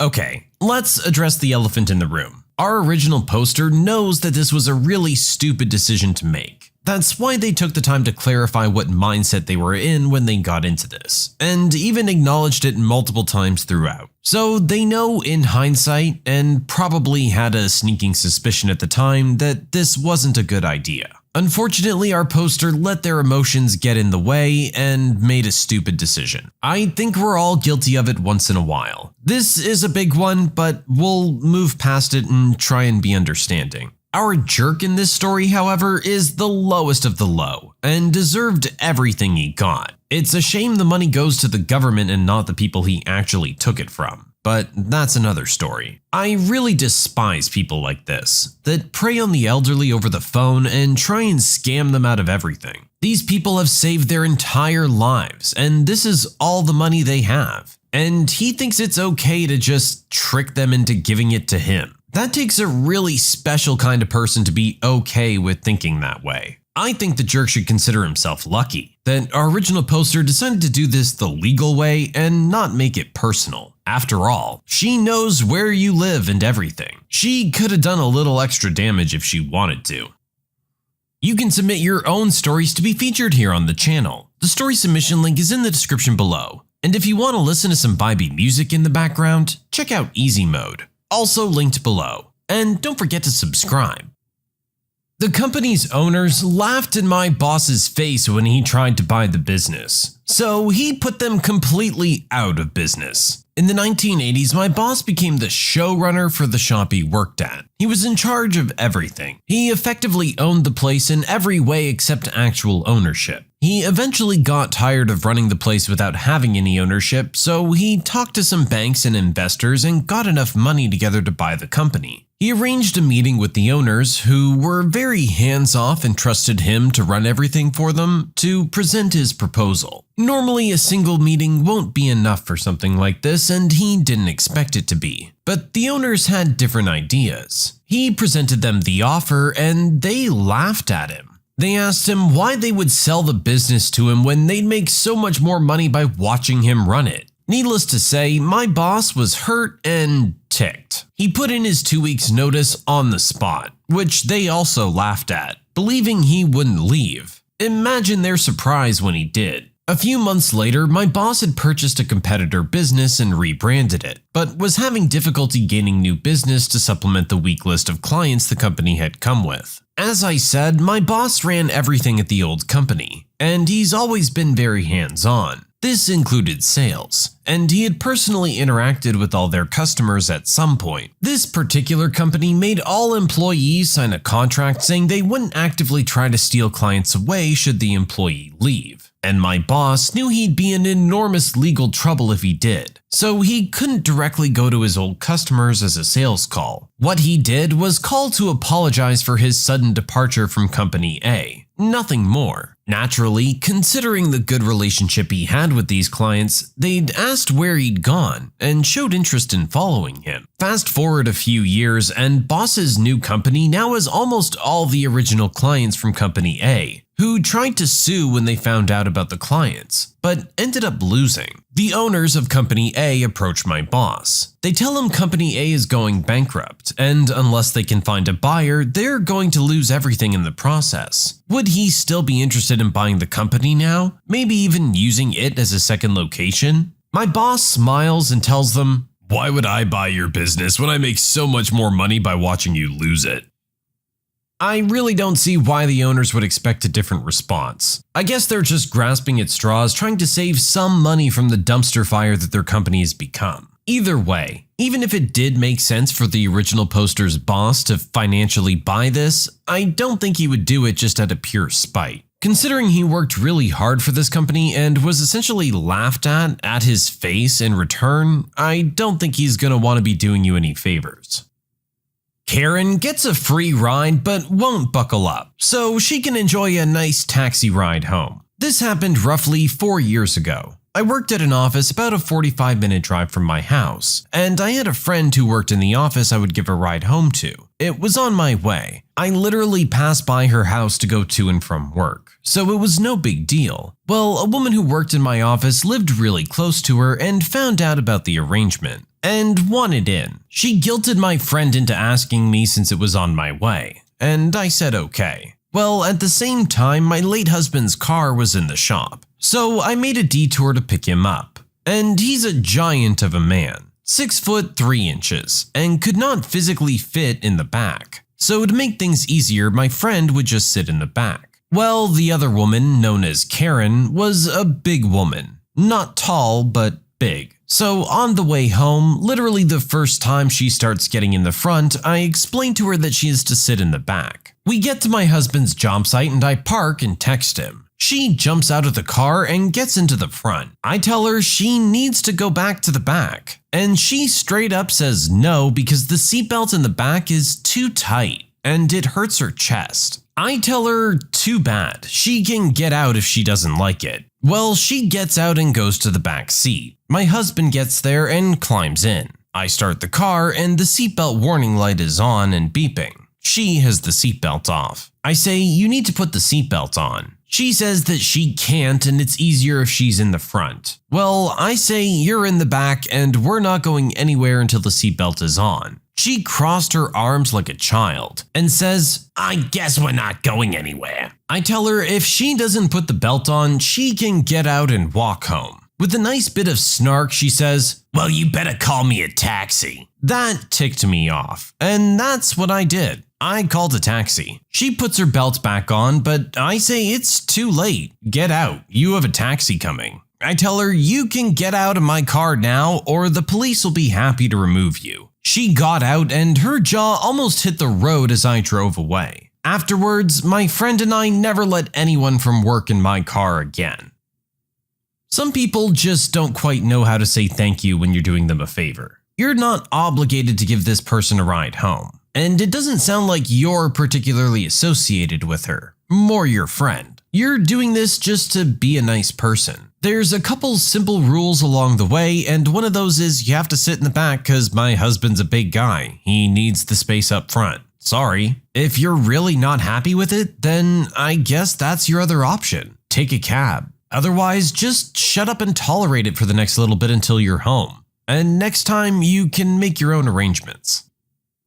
I kept getting randomly selected for locker searches, so I decided to leave them a present that would make them never want to look in there again. Many years ago, I worked for an outdoor activity center / playland in the retail department. Throughout the park, there were many different shops that we manned, and I absolutely loved working there, despite it being hard work for little pay. One day, I had a run-in with a manager who seriously berated me in front of the entire team, along with others from other departments. I was advised by a manager from a different team to make a formal complaint, which I did. Others came out with similar complaints, and said manager was advised to find employment elsewhere, but not sacked. Now, unbeknownst to me, I triggered the chain of events that would lead to me leaving the company. Now, for the main story, there's some background info that's relevant. There were a few rules in place that were designed to prevent theft, including no more than 10 pounds to be allowed on the shop floor, which was to be checked before your shift. Anything over this must be declared to management and left in your locker, and all staff had to agree to random locker or pocket searches. In the 2 years I'd worked here, I had never been picked for a random search. There were several hundred employees, so the odds were incredibly slim. As soon as our disgraced manager left, I suddenly found myself picked at random for a search. This involved turning out my pockets, removing my shoes and socks, and then being escorted to the locker room to empty the contents out. Nothing was found, so I was sent back to the shop floor. The following week, I was again picked at random for a search, which again turned up nothing.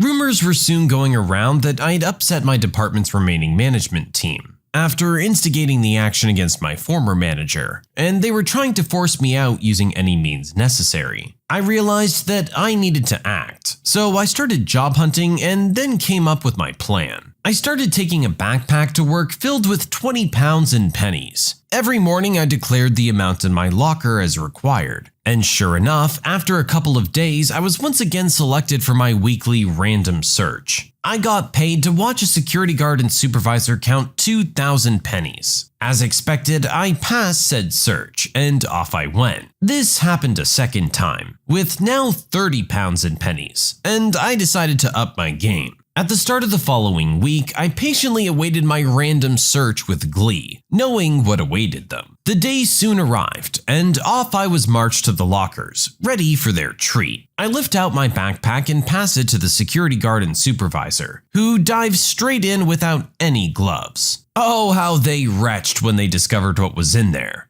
I had several pairs of my period-soaked pants waiting in there especially for them. They were gingerly laid on the floor beside my bag as they counted my bag of pennies. The smell from the pants was unreal. They'd been festering in there for days in anticipation. Once again, the search revealed nothing, and off to work I went. After that, I wasn't picked for another search. I left after a couple more weeks to find a new job. And by keeping in touch with some people, I discovered that a new rule was implemented that tried dictating what you could and couldn't take to work with you. This soon led to a mass walkout of staff, and after a year, the place shut down due to unrelated matters.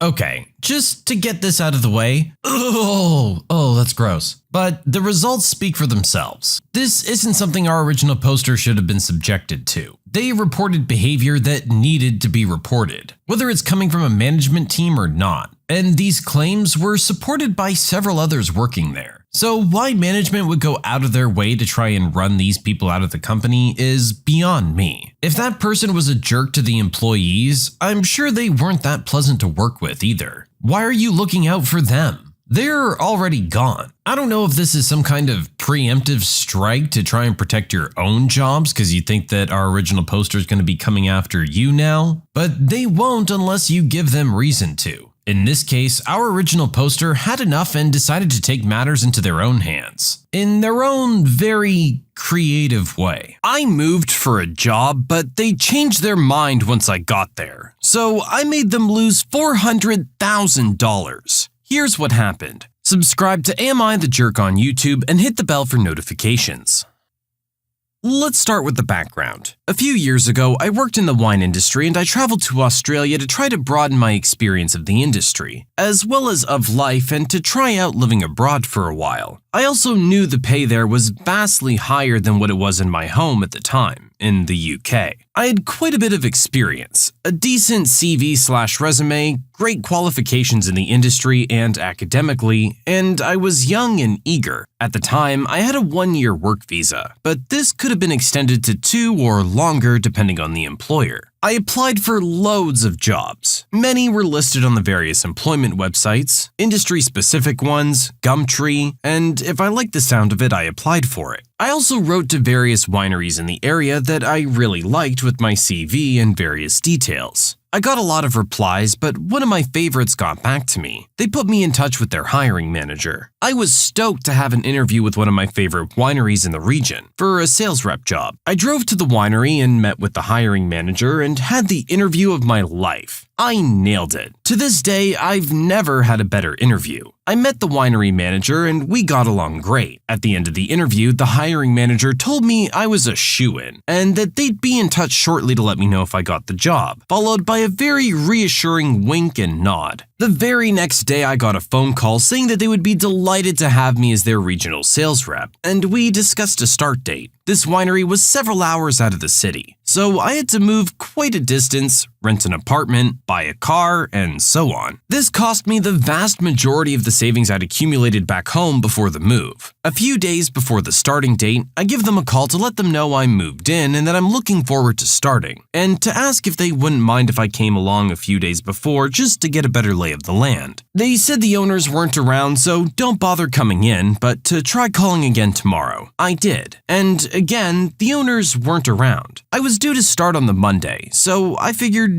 oh well, I guess I'll meet them then. I showed up bright and early, 20 minutes early on the first day, ready to meet the crew and get stuck in. I walked around until I found someone, as the cellar door and main areas weren't open yet. They told me to hang around until someone showed up. Eventually, the general winery manager appears, and when I say I'm supposed to be meeting with him, the hiring manager, and the owners today, his eyes widen. He goes a little whiter, and then, after some lets me know that they aren't ready today, and need a few more days to sort things out, but to call back in the afternoon to find out when I'm really supposed to start. I call back and it goes to voicemail. I leave a voicemail saying, hey, it's no worries, just let me know which day this week you'd like me to start. I call the hiring manager I'd spoken to before. That goes to voicemail, and I do the same there. 2 more days pass and I'm starting to get irritated. I want to start work. I call the hiring manager again, who picks up this time. I'm as civil as I can be, but I do ask why I haven't been called back. She lets me know that the owners have changed their minds and don't want to hire me anymore. She admitted that this was pretty crappy and she'd been trying to convince them to take me, but they had issues with the fact that I was a temporary worker and wouldn't be there for more than 2 years. I let her know that there were options for extending my ability to stay in the country and things like that. She said she knew, but they were adamant. I was pretty ticked at this point, so I decided to call them directly. Their number was easy to find, so I called them and left a voicemail asking them to call me back, and another voicemail a day later, all the time remaining as polite as I could. Eventually, I called them from Skype with no number, and they actually picked up. I asked why they no longer wished to hire me, and tried to explain that they could apply for an extension or sponsorship if they liked having me. Then came the line, "We just don't want a palmy working for us, plain and simple, mate." You jerks. This had nothing to do with the sponsorship thing. You just don't like Brits. I'm not even a Pom. This is typically slang reserved for English, and I'm Scottish. I terminate my lease, cancel my internet, and drive back up the coast about 2,000 Australian dollars in the hole, not including the price of the car, fuel, food, and time wasted. Now, I was ticked off, but at this point, desperate for money. I stay at a hostel and begin job hunting again. This time, there's a pretty great job as a regional manager and buyer for a decent-sized chain of liquor stores. This is a little beyond my previous experience, but screw it, I go for it. I get the job and I'm suddenly responsible for 7 stores and the purchases they make. 7 big stores that buy a lot of wine. When store managers make their weekly orders, it was done through an online system where the various products and quantities were put in. There was a short window between the order being submitted and the order actually going through to be fulfilled. I simply canceled each and every store's orders of the wines from that winery. I did that every single week until I left. Each store was ordering between 15 and 30 cases of this producer's wine per week, an average of about $6,000 in store sales. When the store managers saw that their stocks were dwindling or gone and asked me about it, I simply said that they'd changed their pricing and we can't afford to sell it right now. Every time their sales rep,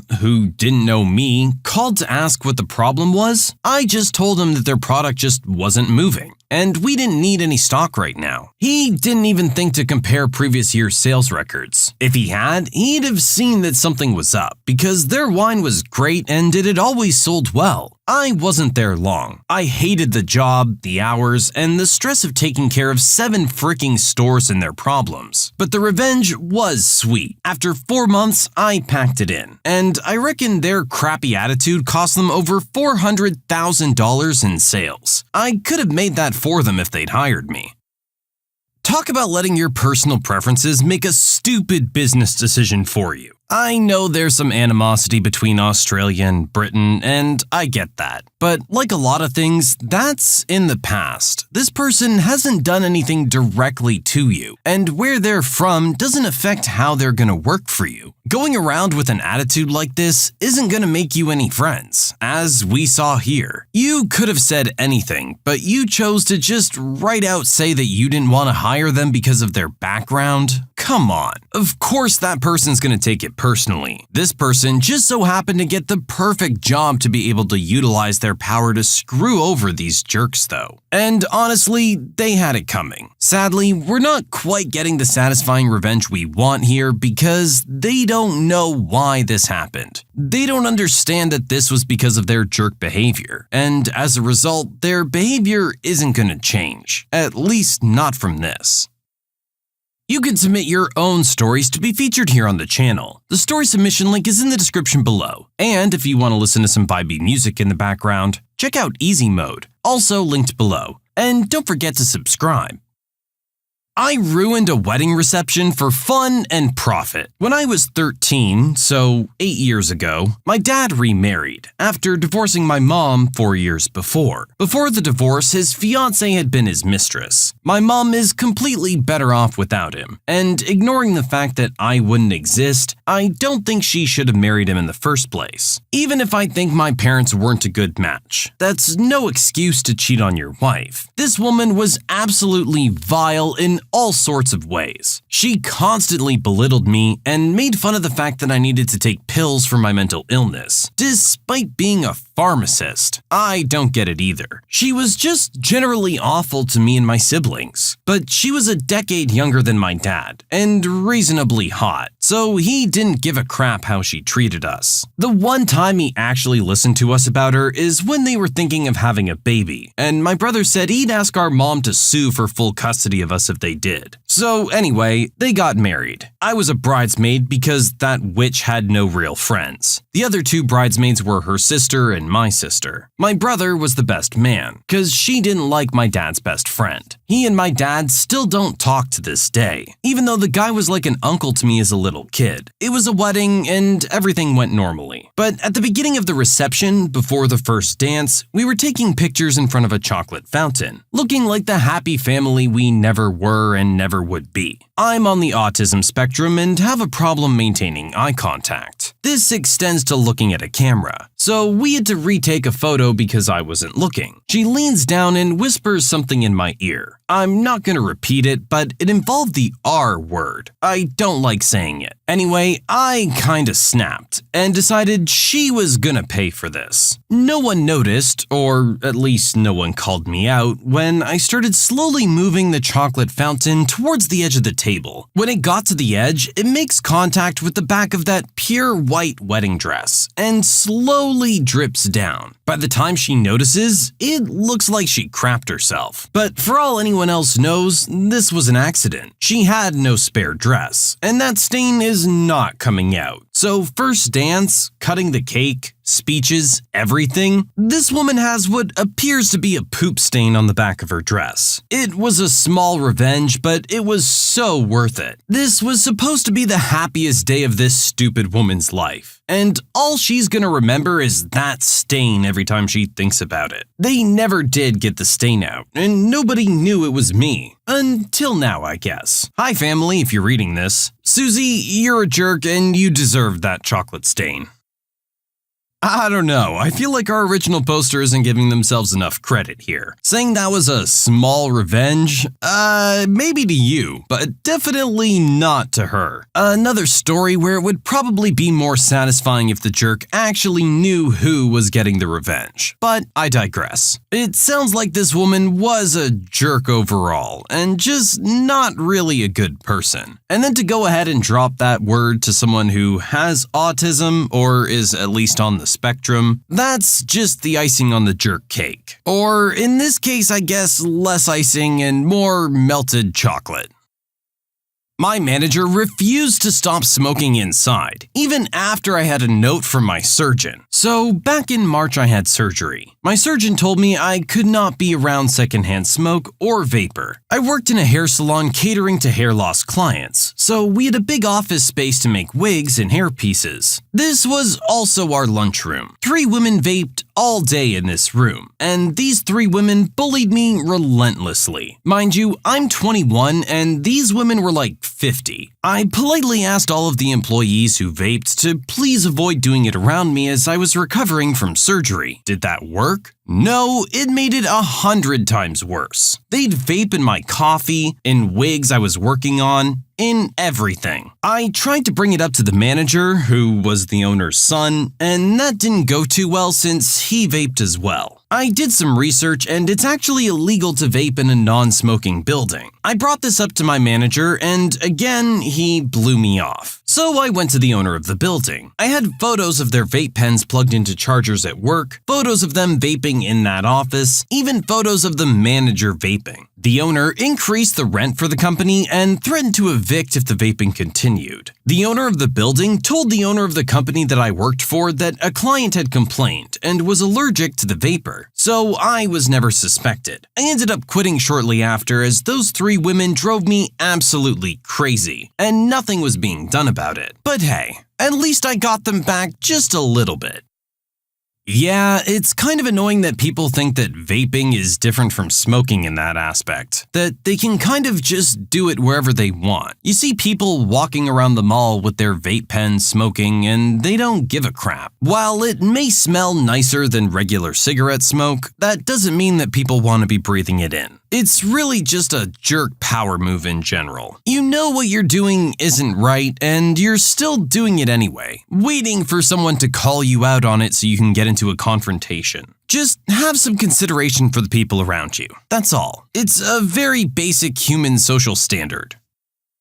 Entitled customer thinks it's part of my job to laugh at his bad joke. A couple of years ago, my mother died, tragically, unexpectedly at the age of 50. It was a horribly traumatizing night and few weeks for my whole family. I have 4 siblings, 3 of which were young teens at the time. As you can imagine, I was not in the best headspace for a while after this, but a girl has to pay the bills. So after 2 weeks off, I went back to one of my jobs at a grocery store. It was my second shift back there. I was working the register around 7 at night. A middle-aged white man and his 10 or 11-year-old son come through my line. This man started out fine, then proceeded to wink at me and make a stupid joke. For the life of me, I can't remember the joke. Something anyone in the service industry has heard hundreds of times. Like, "Oh, it isn't ringing up, must be free." What I do remember is I was at the end of my 8-hour shift and still emotionally decimated. I didn't laugh, just nodded and continued ringing up his groceries. The silence that followed his joke was deafening. Then, "Really? Not even a word?" He then turned to his son and said, "Some people have no sense of humor. Don't even try with them. That's why they work in places like this." I feel bad for the son, who will undoubtedly grow up to be just as much of a toxic jerk.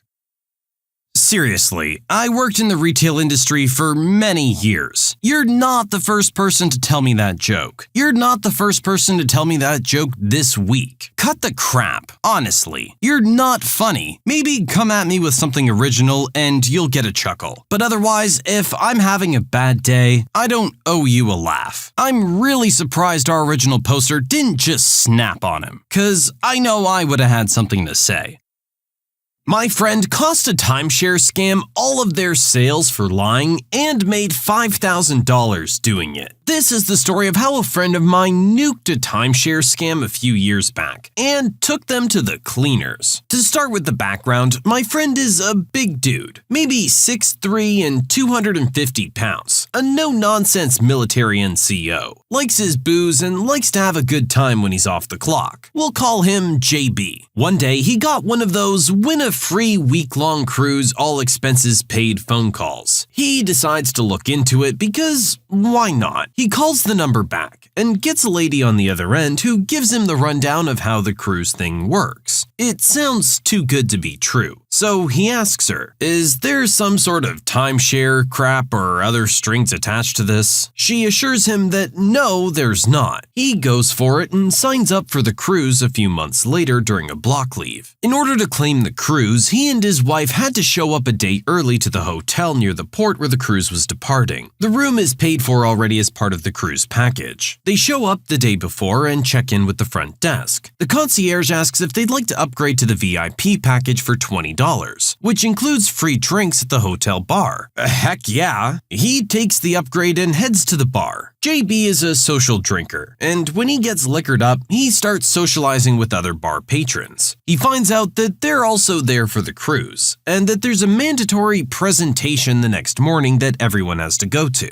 JB starts to smell a rat. This sounds an awful lot like a timeshare scam. Well, he's having none of it, and being good and drunk, he rallies all the cruise goers around him, about 30 people, gets up on a table and delivers a William Wallace-style speech about how they don't have to deal with these timeshare scam artists. Within minutes, he's whipped the crowd into a frenzy and convinced everyone not to buy into whatever the presentation is selling. Sure enough, the next morning, everyone shows up to the presentation to claim their cruise. They're told the tickets will be given to them at the conclusion of the presentation. JB is drunk again because, well, free booze, and he's on leave. JB starts to go back into Braveheart mode, getting real loud about how it's a scam, and he was told explicitly that there was no timeshare stuff attached to this cruise. Well, the timeshare people instantly recognize JB as bad for business, so they usher him away from everyone else into a side room and try to talk sense into him. Sir, this is a mandatory presentation. We cannot give you a ticket for the cruise unless you go to this. Oh, bull. Y'all specifically said there was no timeshare involved in this cruise. Sir, we have all our calls recorded, and it was very clearly outlined that you need to listen to this presentation. Good! Let's pull up my recording and you show me what they said. At this point, a big beefy looking dude, not with the hotel and clearly a part of the timeshare company, tries to intervene because JB is getting louder and more angry. Sir, we're gonna have to back up, dude. I will rip your head off, crawl down your neck, and out your butt. He has a way with words. The security guard just turns tail and runs. At this point, it's clear that they can't let JB into the presentation, or else he'll ruin everything. So the director of the program pulls JB into his office, basically tells JB that they listened to his call and he's right. The lady had said that there was no timeshare involved. The director admits that they aren't able to print his ticket until 12:30, the time the presentation was scheduled to end, because the company locks them in order to force people to go to the presentations. He says, come back at 12:30 and I'll have your tickets, and we'll upgrade you to premium for free.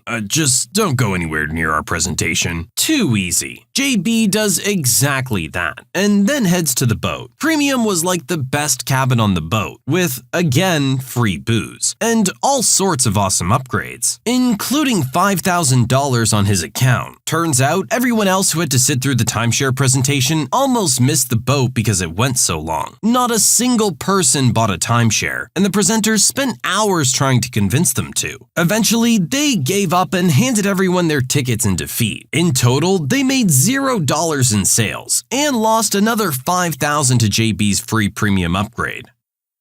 If someone calls offering you a free cruise, it's not free. They want something in return. Seems like the protagonist of our story actually managed to find a way around it though. I mean, if you know what you're getting into ahead of time and how these things work, then by all means. Me personally, I'm not entirely sure. I'm sure they make you feel obligated to buy something to get the cruise ticket. Otherwise, I don't really see how this would make sense for them. Luckily, JB got to everyone ahead of time and managed to talk some sense into them. While I'm sure they do get some people here and there for this kind of thing, they probably lost a lot of money on this group. My boss refuses to pay me, so I get the state labor board involved and things get rough. Here's what happened. Subscribe to Am I the Jerk on YouTube and hit the bell for notifications.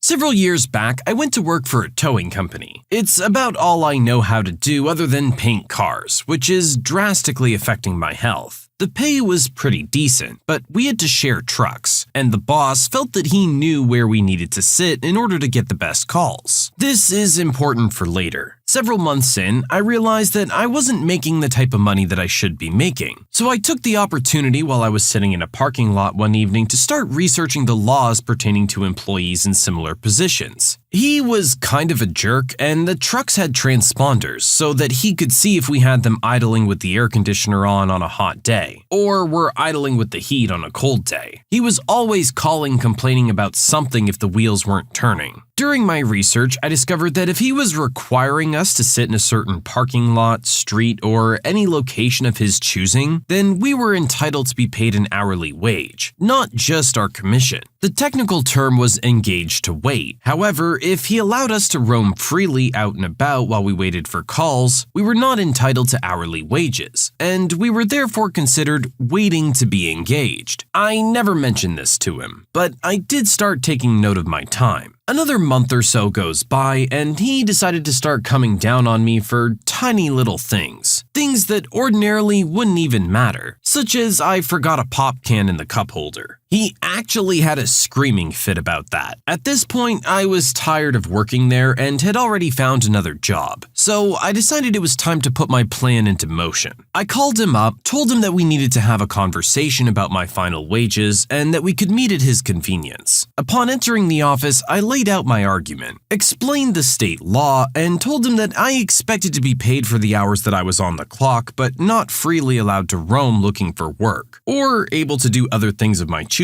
He told me in no uncertain terms that I would not be paid for that time, as that was agreed to upon my employment. I didn't bother to argue, as I had already planned the next step, so I took my final check and I left. The following Monday, I made a phone call to the state labor board where I laid out my case to them. Needless to say, they were very interested in what was going on. In the end, they came to review his employment records and speak to the drivers still working. When he got the bill of what he had to pay us all, it was too much for him to afford. So he sold the trucks, his boat, and lot, and went out of business. I never got the money owed to me in full, only a fraction. But the satisfaction of knowing the law just a little bit better than he did and watching it all burn was pure bliss.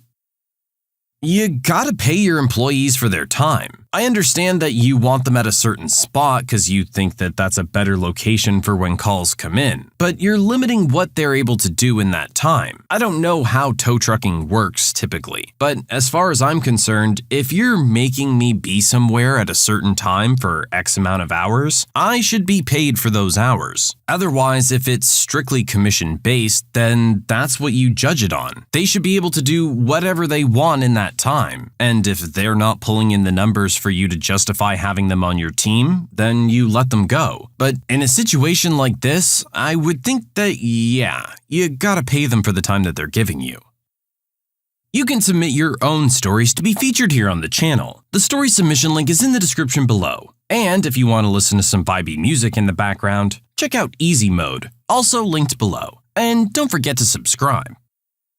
My entitled coworker thinks that she can just quit when things don't go her way. But this time, I made sure she had to keep that promise. This happened years ago, but still makes me smile. I started working in a corporate office in a secretarial position for my first job after college. There were two older ladies who were also secretaries working in the office. One of them was just fine, but I spent most of my time sitting beside and working with Agnes. Agnes was quickly approaching retirement age, but wasn't going anywhere without a big push. This was in the days where we just started getting computers, and she was absolutely hopeless. She'd pull stuff like, I can't answer the phone, I'm on the computer. multitasking was not in this woman's repertoire. She was super fussy and really annoying. If I ever came back from lunch 5 minutes late, she would exclaim loudly, Oh my God, there you are. I was wondering what had happened to you. making sure the whole office knew I was late. Meanwhile, she was usually coming in the morning and often left early for various appointments. If I made a typo in a document, she would make sure the rest of the staff knew about it, loudly. She tended to pout when things didn't go her way, and she would quit her job when someone ticked her off. And then my boss's boss would talk her into staying. I'd heard about this tactic of hers, and one day our boss did something that annoyed her and she quit again. My boss's boss was away that day, so I had my chance. I quickly advertised and planned a big retirement party for her. It was a done deal by the end of the day. People were dropping by and congratulating her, and everyone looked forward to the party. At that point, I guess she figured it was too late to pull her usual shenanigans, and she actually retired. I told my boss to not bother replacing her, because it was damn easy to cover the little work she actually accomplished every day. This really is a kill 'em with kindness situation. You clearly don't like this woman, and the way to get her out of your life was to throw her a party. Who would have thought? I really do love how our original poster handled this, though. Rather than try and do something sneaky and get her in trouble or something like that, you just sat back and waited. All you had to do was wait for her to say those words, and you had a plan in action to make sure she had to stick to them. It's either that or risk public embarrassment, because she'd pretty much have to come out and say that, yeah, she never meant it, and honestly never really does. It's just a manipulation strategy, which is not something that she's gonna say out loud to anyone. Entitled customer tells me they don't care whether my baby lives or dies. I was talking with another sales dad the other day at a scout cookout, swapping toughest customer stories, when this guy came up. Since it has a satisfying ending, I thought y'all might enjoy it. First off, I'm gonna be using some industry-specific jargon here, so just to break down what I'm talking about, here are a couple quick definitions. A spiff is an arbitrary cash bonus offered at management's discretion. A lot of the times this is used when you have a specific brand that you're trying to promote, and you'll get a little cash bonus for selling that specific brand's product. A pencil is a preliminary buyer's order used in negotiation. It delineates price list, discount, purchase price, trade value and payoff, and taxes and fees. A CPO is a certified pre-owned. If qualified by age, mileage, and ownership, it gets a much more thorough inspection and earns an extended warranty for passing. Now that we're through the boring stuff, on to the actual story. This happened about 5 years ago when I was selling cars, on a Saturday just before lunch. The dealership catered lunch on Saturdays, but unfortunately, I didn't get to eat it. I sold a car to my first customer of the day, which any car guy will tell you, if you can get one out before 11 on a Saturday, you should almost be mad if you don't get a hat trick. A hat trick being 3 sold in a day. Typically, hat tricks pay out an extra bonus. At my store, it was $150. I'd already gotten some free money in the morning meeting for a couple of perfect surveys, and my sale was the first one of the day for the store, which happened to be a spiff that day. So I'm riding high, already having put $500 in my pocket before noon, with a real shot at doubling it before they turn the lights out. It's gonna be a good day, I thought. I just finished stocking in my fresh trade and collecting my first sales spiff when the receptionist comes to my desk. Hey, original poster, you're really good with weird, angry, and weirdly angry customers, yeah? Oh, this is gonna be great. Yeah, I guess that's me. What have we got? That couple over there that looks like it's taking too long for the guy at Jimmy John's to make their sandwich. I sigh, put on my sunny customer service face, and greet the couple. They're older, but not old. probably mid-50s. They're aloof and condescending as I bring them to an empty desk. My desk was on the used side, and I offer them a coffee. They scoff and decline until they see the big fancy cappuccino machine. The wife looks at me expectantly as I sit down, inviting her to help herself, reassuring her that it's a very intuitive machine with several options, but I'll be happy to help if she has any problems. Hubby hands me a folder. Inside is a printout from our website. I'd like to purchase this truck, please, at the advertised price. Excellent.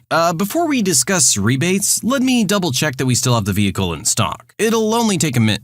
You don't know your own inventory? This is very unprofessional. Hey, honey, he says he probably doesn't have it in stock. Looks like we might have come all the way down here for nothing. This never would have happened at Volvo. I can tell that this is going to be fun. I mindlessly apologize and explain that we have 18 salespeople and over 650 cars on the lot at any given time. We sell over 250 a month, so inventory management is literally a full-time job, as I check the key track and see the key is checked in, and politely excuse myself to pull the truck around. In retrospect, I wish I'd have paid more attention to the listing, as it would have saved some pain. But I just pulled the stock number, verified availability, and pulled it around. Alright, let's take a look. They follow me outside and I start my walk around. This is the wrong truck. This is the wrong truck. I told you we were asking for trouble trying to buy domestic. I told you, honey, a Volvo won't pull the camper. This is what we need. What do you mean? This is the truck from the listing you gave me.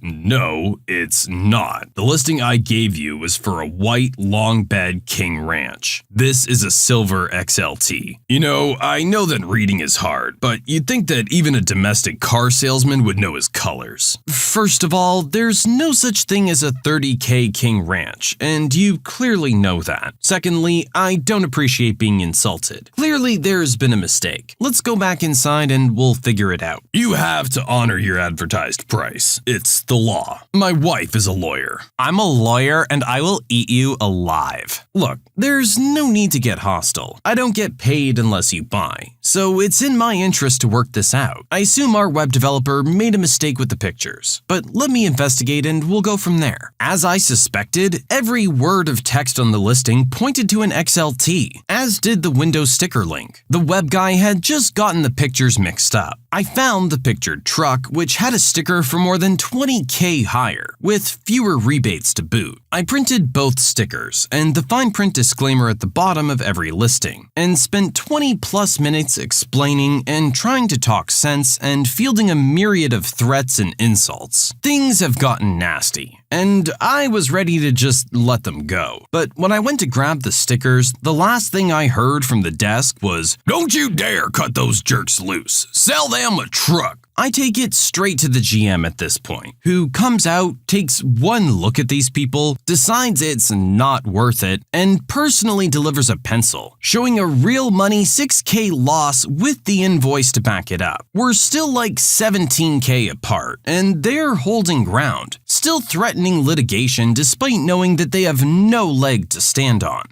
top of knowing that they were already stealing the truck that they wanted at the offered price. Our store was part of the third largest group in the world at the time, so we had lawyers too. We happened to have the exact truck that they were trying to buy on the used lot. One model year older, 21K-ish miles, CPO, and listed at $36,999. I flipped them to that one, and we moved to the used side. I show them the truck, and hubby is failing miserably at hiding his excitement by the end of the test drive. My GM had told me to call him before I presented a pencil, so I did. To my chagrin, he cut the nuts off it and had me present $32,999, about 1K north of rough trade via NADA, and 2.5K south of the next cheapest similar truck within 300 miles. Plus, it was certified, which adds about another 2K of value in warranty. They're still fixated on 30K, and here we pick up the conversation. I don't care what the market says. I want to know what you paid for it, and then we'll negotiate an offset from there. No, that's not something you get to know. You don't demand to know cost on anything else you buy. You could literally go to CarMax tomorrow and turn a small profit at our price. Even if you weren't stealing this truck, and you absolutely are, my time isn't free. We don't give a crap about you. We want a great price, and we're not there yet. Do better. You absolutely are at a great price. And given the abuse I've endured, you're out of your mind if you think I'm gonna budge 1 cent off my price. I have a baby at home. I know this next comment is gonna sound embellished, but I swear to Jeebus, it's verbatim. I couldn't care less if your baby lives or dies. Take 1,000 off or we're done here. What? You heard me. We're done. Get the heck out of my office. Now. No, I'm buying a truck. No, you're not. I've been patient as heck, and you crossed the line. Get the heck out of my office, right now, before I lose it. Ugh, typical. Now! They stood up, and I half-herded, half-shoved them out of my regular office and out of the building. I immediately got lit up by the desk managers, and I let them speak their piece. Then I told them what was said, and suddenly we were a united front. I was shaking, I was so angry. So I was given a shot of desk whiskey and told to remain in the tower until the whiskey worked and I'd calm down. I was seething, so it took a good while. I was still there when the husband called back about 20 minutes later to complain about how he was treated, and he caught an earful from my manager. He still wanted the truck, and my manager still wanted to sell it. So he put the guy on hold and asked me, I've got to sell the truck. What do you want me to do?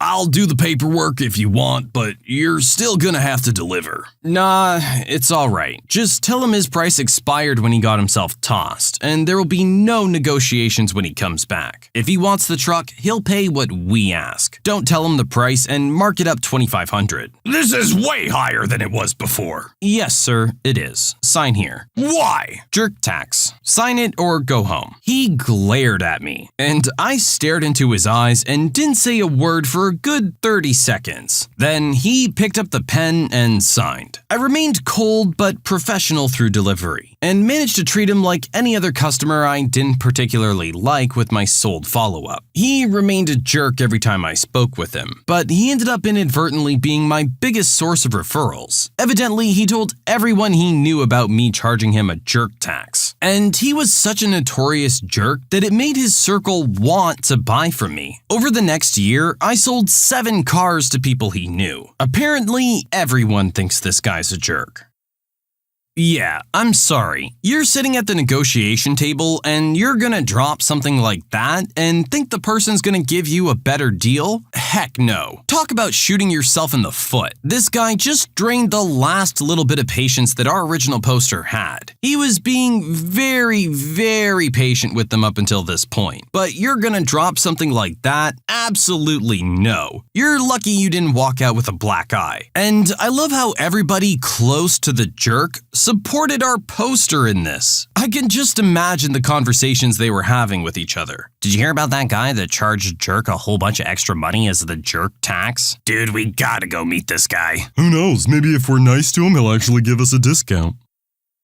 Jerk building workers make a complete mess of my office. By the time I'm done with them, they're on their hands and knees scrubbing my carpet. I work alone in a small office in a public building that is undergoing some renovations while it's closed to the public. There's an office space in front of my office that is usually unoccupied. Think of an office space with a manager's office attached at the end, and I just rent the manager's office. Building managers were supposed to notify us if they ever intended to rent out the space in front of my office, so we could build a temporary wall or something so I didn't need to walk through someone else's office to get to mine. But I guess they thought that they didn't need to do this, because the builders are only there temporarily. Now, the space is occupied by the site office for construction. I'm slightly annoyed at building management for not notifying me of this, but I'm way more annoyed at the builders, because the space has turned into a dumping ground. To get to my office space, I have to walk past light fixtures, tool bags, bags, random chairs in a walkway, and a toilet bowl. I have to listen to builders talking crap while 12 of them sit in a room fit for 5 having lunch. It's like a teenager's bedroom, but instead of clothes and stale socks, the floor is covered in building materials and tools. I ask them to keep it clear, as it's the walkway to my office and not a storeroom. And they say sure, but basically roll their eyes at me and do nothing. So I took some pictures of the mess and reported it to building management, and 1 week later, they tidied up slightly and gave me a sassy, "We cleaned up around here for you, mate, no need to thank us," as I walked in that morning. A few days later, and it was almost worse than it was before, to the point where I couldn't leave my office without moving 4 boxes of supplies out from directly in front of the door. I also hear them whispering about how I'm such a jerk and a stuck-up public servant. I'm private sector, but whatever. Cut to today. I go to step out to get a coffee, and before I open the door, I look through the window of the door to see someone's half-eaten spaghetti sitting on the floor right in front of the doorway. I lose my composure for a moment and say, screw it, open the door, and trip on the bowl of spaghetti, causing it to spray all over the room and the 2 builders in the room. Spaghetti gets on everything. Sauce on their computers, noodles in the toilet, it's in the carpet, and most impressively, all over the builders. They start to shout at me, but I get just as mad, saying, "Who the heck puts a bowl of spaghetti on the floor in front of a door?" I kind of snapped at this point and started lambasting them, which is very out of character for me. I told them, "This is an office, not a storeroom, and you're worse than my teenage nephew," and told them to clean up their crap or I'll start kicking everything aside that's in the path, delicate or not. They sheepishly say yes, and I go get my coffee. When I return, no one is in the office and the mess is still on everything. I think they wiped the laptops down, but I don't care at this point, and retreat into my office and focus on my work. Fast forward a few hours and I get an email from the building management. I crack a huge smile as I read an email basically saying, "The builders reported your conduct and had us come inspect the damage. However, we noticed the unacceptable amount of mess in the office space had not been cleared up from the last time we asked them to, and they admitted the food was placed on the floor in front of the doorway. So we expect them to clean up the mess, pay for everything, and place no blame on you in this case. If the mess comes back, call us directly, as they're on their last warning from a few other incidents in the building." It was a longer and more official email, but you get the point. So now I'm occasionally looking through the window of the door while builders crawl around on their hands and knees, scrubbing spaghetti out of the carpet. I'm not proud of losing my cool and handling things the way I did, but I won't deny that it worked, and it felt pretty good. I mean, I don't know if you directly yelling at them got you anywhere. I'm sure it was very satisfying, but all it did was cause them to report you. Now, that did directly lead to them getting in trouble, which is kind of their own fault though. Of course, they're gonna look at things from both sides and see that you guys have made more of a mess than ever before, when there was an agreement that you needed to clean up. Honestly, these guys just sound like idiots. Don't lose your head over them, cause you know what? They're not worth it. BMW tailgates me hard, so I trick him into chasing me over a tall bump that sends him flying. Here's what happened. Subscribe to Am I the Jerk on YouTube and hit the bell for notifications. I'm driving to work a few months ago and getting close. I have 2 turns remaining until I turn into the building. It's just a few blocks away. All side streets, no highways involved. This guy behind me is in a black BMW, and he's on my butt the whole time. I see him checking his phone, then making angry faces at me and getting closer and closer. I speed up a bit, thinking it might calm him down. 5 over. Nope. Anyway, I make the first turn, and am now on the street where my building is, maybe 600 yards up ahead. The jerk is still behind me, driving inches from the back of my car and obviously ticked that I'm still going the speed limit, maybe 35 on this street. So I speed up a bit and see he does the same. I drive an 8-year-old Toyota truck. Not one of the big huge ones, but not one of the small ones. I do have all-terrain tires, and I've certainly driven through pastures, over rocks, popped a curb or 10 in my time. My suspension is in good shape, and I have no problem treating my decade-old truck like a truck. Well, as I get closer to my building, there's a large speed bump in the street, effectively to get people to slow down as they approach the parking garage entrances. I look back and see Jerk is still riding my bumper. I remember thinking to myself, I need to slow down for this speed bump, and looking back and thinking, if I hit my brakes, this guy's gonna hit me. The plan takes shape in my mind, and I speed up. I'm doing about 45 when I hit that speed bump, and yeehaw! I did a bit of a jump and land, never once touching my brakes. Didn't even tap them. I gave him zero warning for what was about to happen. I'm watching my rearview mirror intensely during this, because I wanted to see his reaction. He was cradling his cell phone between his ear and his shoulder when he hit. His hood buckled up behind me, then slammed into the ground. I see him go flying out of his seat straight up. He slams his head on the roof of his BMW, and his head rolls sideways from the impact. He then slams back into his seat violently. He has a total "what the heck was that" look on his face as he grabs the wheel with both hands to recover. And yes, he slowed right down after that. You know, I get that you're in a hurry some days, but it still comes down to other people's safety. You gotta be leaving enough space between you and the car in front for reasons like this. Our original poster didn't feel safe hitting the brakes going over the speed bump. Sure, there may have been a little bit of maliciousness involved here as well, but the alternative would have been to hit the brakes and let him slam into the back of you. Then both of you have damaged vehicles. Nobody wins. At least this way, the guy who deserves to get his car wrecked gets his car wrecked, and our original poster can't be blamed for the way it happened. You can submit your own stories to be featured here on the channel. The story submission link is in the description below, and if you want to listen to some vibey music in the background, check out Easy Mode, also linked below. And don't forget to subscribe.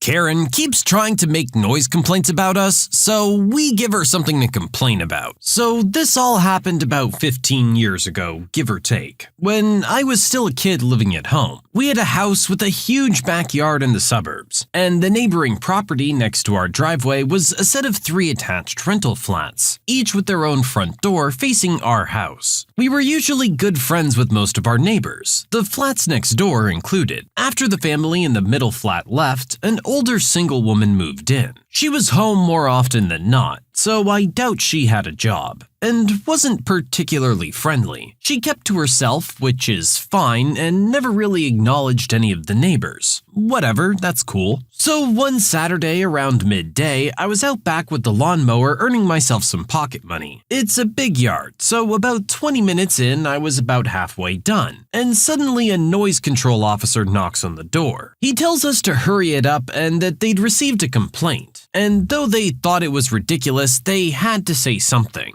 Bit stupid, but whatever. Now, we weren't a loud family. No parties or screaming or anything like that at all. Over the next month, however, we kept getting visits from noise control, always during the day, mind you. We would get visits for mowing the lawns, and even had a couple of complaints about my younger sister and I playing and hanging out in the backyard on weekends, or in the afternoon after school. Again, we weren't all that loud. At the time, I would have been about 13, so more often than not, the boy next door and I would just be chilling on the swings, just talking, not loud, just being outside. Now, we'd never had an issue with noise before. None of our other neighbors ever had a problem. We'd never had noise control called before now, so we asked around. It was fairly obvious at this point that the snobby cow that had moved into the flat next door was the one doing all the complaining. My father would always stock up on firewood in the summer to prepare for winter, and would have to chop it up himself. It's the first weekend of chopping for the year, and it's about 2 p.m. on a Saturday. He pulls out his old chainsaw, and it's on for about a minute and a half at most before he realizes the chain needs to be replaced. He turns it off, grabs the axe, and proceeds to chop wood the old-fashioned way. Next thing we know, noise control shows up. The officers are sick of having to visit at this point, and were pretty friendly with Dad by now. Turns out that yes, it was the new neighbor next door. It also turned out that she'd been an issue for them for a while, and that noise control was well aware of her stupid complaints from all of her previous addresses. Unfortunately, they were legally obligated to follow through with them. Next weekend, surprise, surprise, we get another visit after Dad's been chopping more wood. With the axe. The chainsaw was still out of action. At this point, he decides, screw it. Why not give her something to actually complain about? A family friend of ours happened to be a truck driver. He'd drive a big rig up and down the country. He also happened to be back in town that weekend. We give him a ring and he's keen to help us out. Next step is to warn all the other neighbors who are fully on board, because as it turns out, we weren't the only ones she was complaining about. Proceed to next weekend around 9 a.m. and we spend about half an hour getting this great big truck down our driveway. It was a pretty wide driveway, but it was a pretty wide truck too, so it was a tight squeeze. Now, having been good friends with previous neighbors, we were familiar with the internal layouts of those flats. The bedrooms were directly next to their front doors, facing our driveway. We managed to get the cab of this massive truck far enough into the driveway to be directly next to this jerk's bedroom. There's about 1.5 meters separating the truck and her wall. Perfect. On goes the horn. Loud as heck. It terrified our cats. On it goes again and again. And then us kids get a turn. You could hear that thing a block away. We did it for about 10 minutes. Go inside for a coffee, come back out, and run the horn one more time for good measure before our friend takes off. This time, there were no noise control officers, no complaints, nothing. The jerk left the next week.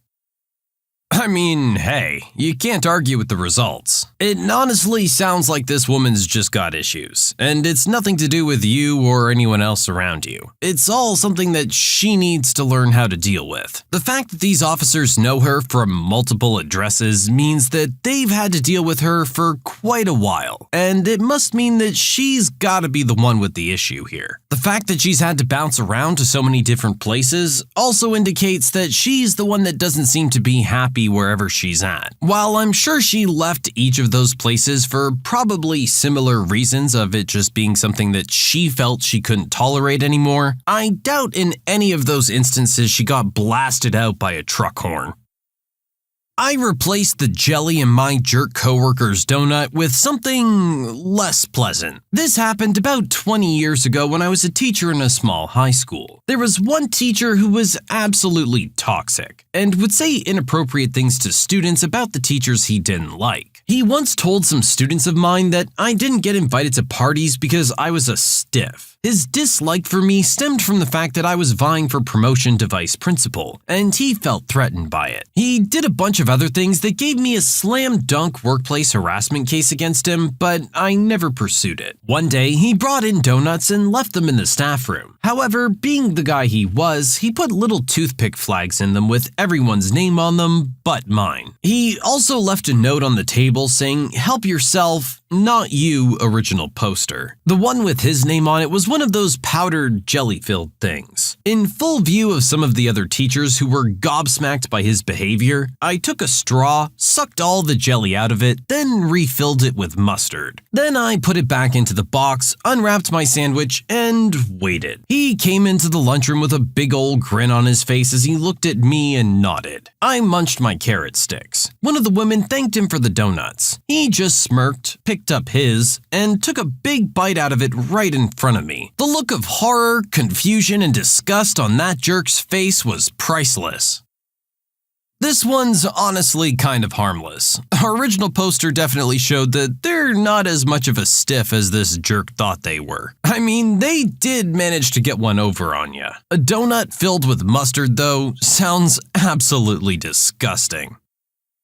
Karen decides she's the bathroom police and isn't gonna let me take the kid I'm babysitting in to go to the bathroom. This happened a while ago. I was about 18 or 19 at the time and babysat our neighbor's 3-year-old. He loved animals. It was the middle of spring, so nice and warm. I decided to ask his mother if it would be fine to take him to a petting zoo in the city. Everybody was excited, me included. So we went. We had a ton of fun. He got a large amount of animal feed so he could enjoy himself. Nothing was weird up until this point. Nobody was staring, and I felt it was pretty obvious that I wasn't in fact his mother, but rather just babysitting him. Now came the time where the little guy needed to pee. Not a problem, I thought to myself. So I took him to the bathroom. There was a large line in front of the women's bathroom, but since I had to accompany him because he was too young to use the adult toilet himself, we couldn't just go into the men's room, which was empty. I figured waiting in line for a minute or two wasn't gonna be an issue. Enter Karen. Hi,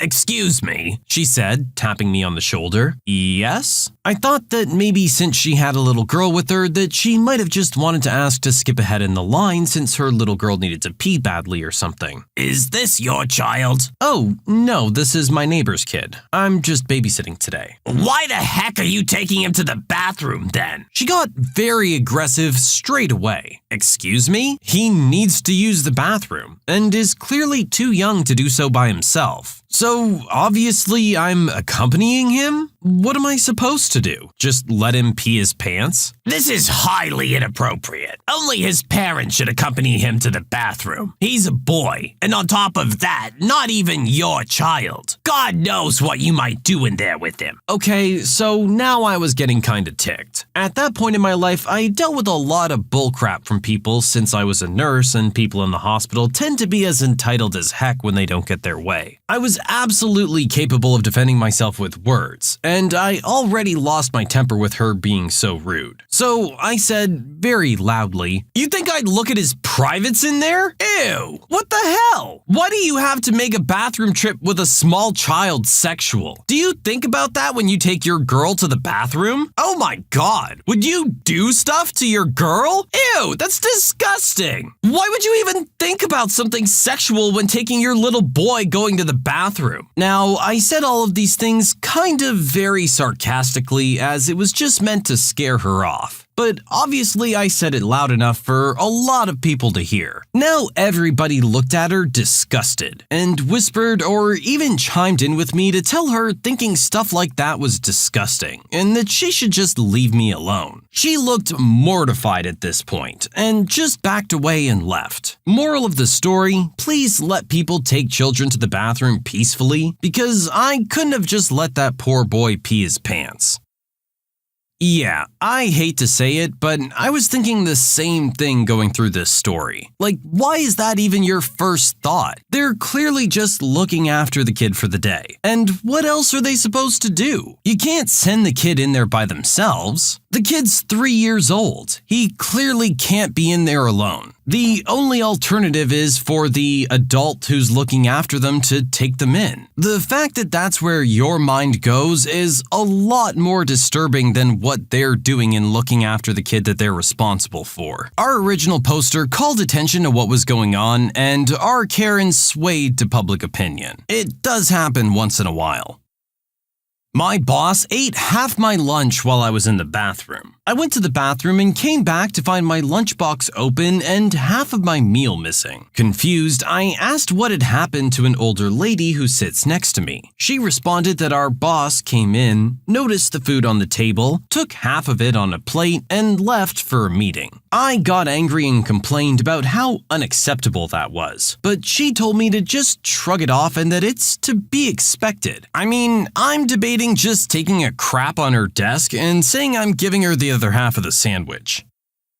I don't think you're gonna get the reaction you want doing that, but it's probably gonna feel pretty good, in more ways than one. I'd say your best bet to get her to stop taking them is to bring in a crappy lunch that you leave on your desk, and she'll see the kind of stuff that you bring in and hopefully not even bother with your stuff from now on. Either way though, it's a real jerk move coming from your boss.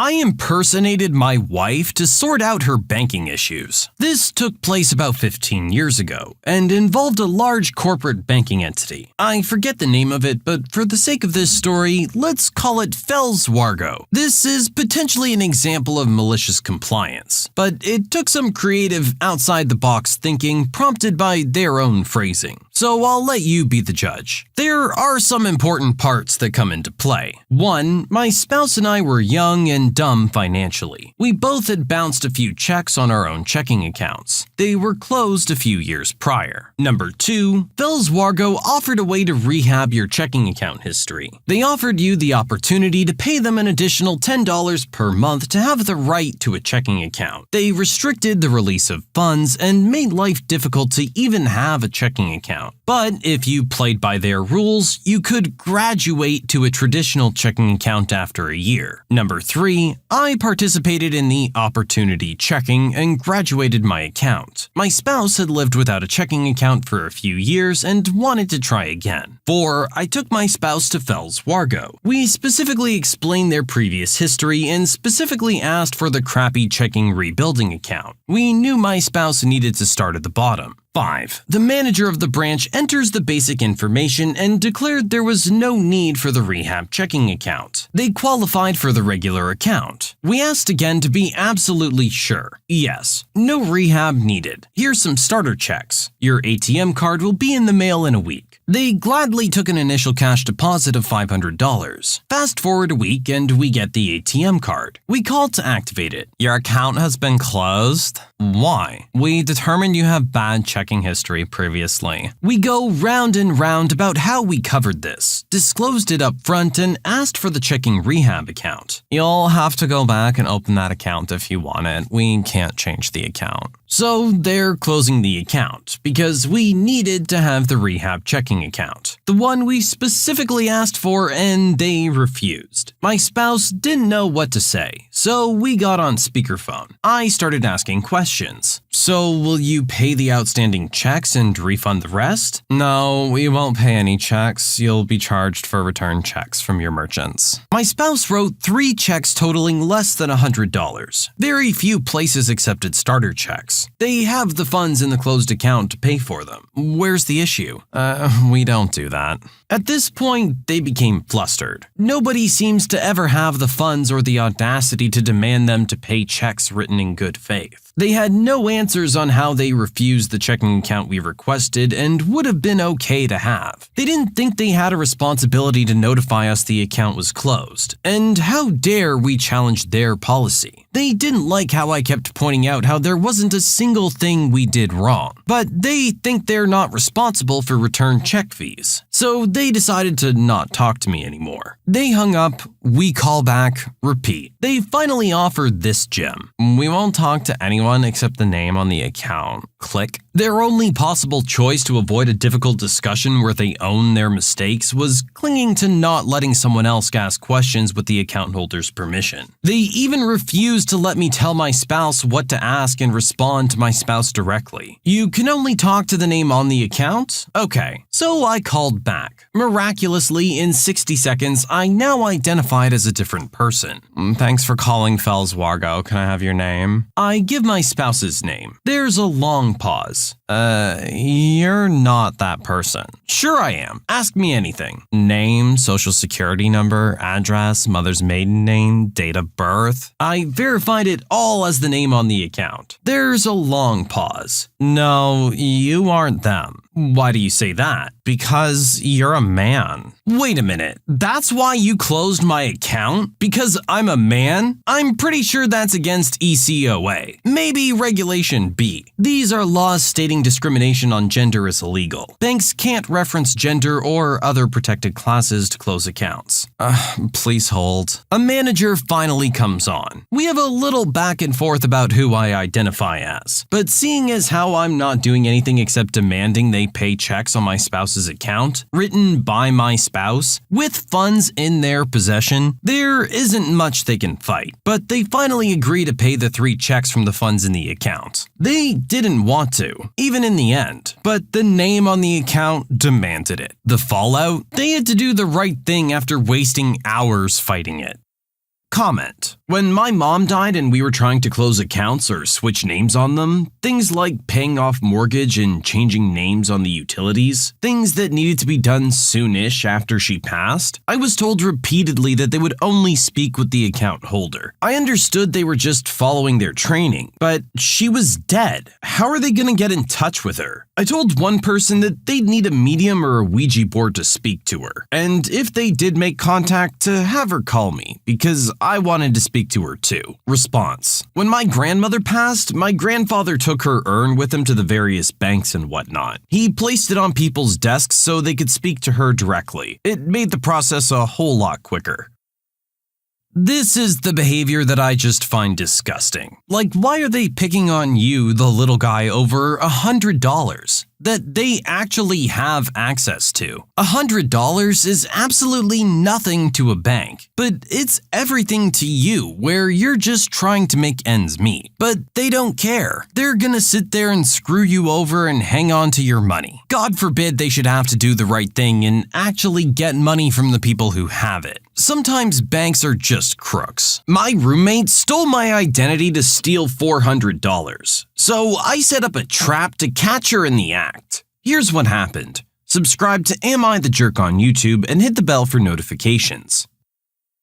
So this happened my second semester dorming at my college campus. I had met my roommate at orientation and could kind of already tell she was going to be a pain in my butt, and I was right about that. I'd planned on moving rooms to be closer to some friends the next semester. But let me get down to the story. On our campus, you had to pay for meals using your student ID, which had a certain amount of money on it each semester. You could also use an app that you put your name and ID info into that makes it easier to pay. But the name and ID must match for it to work, which will be important later. Any funds from the fall semester would roll over into the spring, but then at the end of the spring, it would just expire. Because of this, and because I only ate once or twice a day, I had a ton saved up on my card. My roommate, on the other hand, did not. So I offered to pay for some of her meals from time to time in exchange for her picking up the food for us, which involved her using my card twice in person, and then she'd return it. Then one day, I noticed on my app that my card was being charged even when I wasn't ordering food. And not just a meal, like a meal for several people. This meant that whoever was ordering, I wonder who, either had to have stolen my ID card, which I had in my pocket when I got the charge, or was impersonating my info in the app, which are both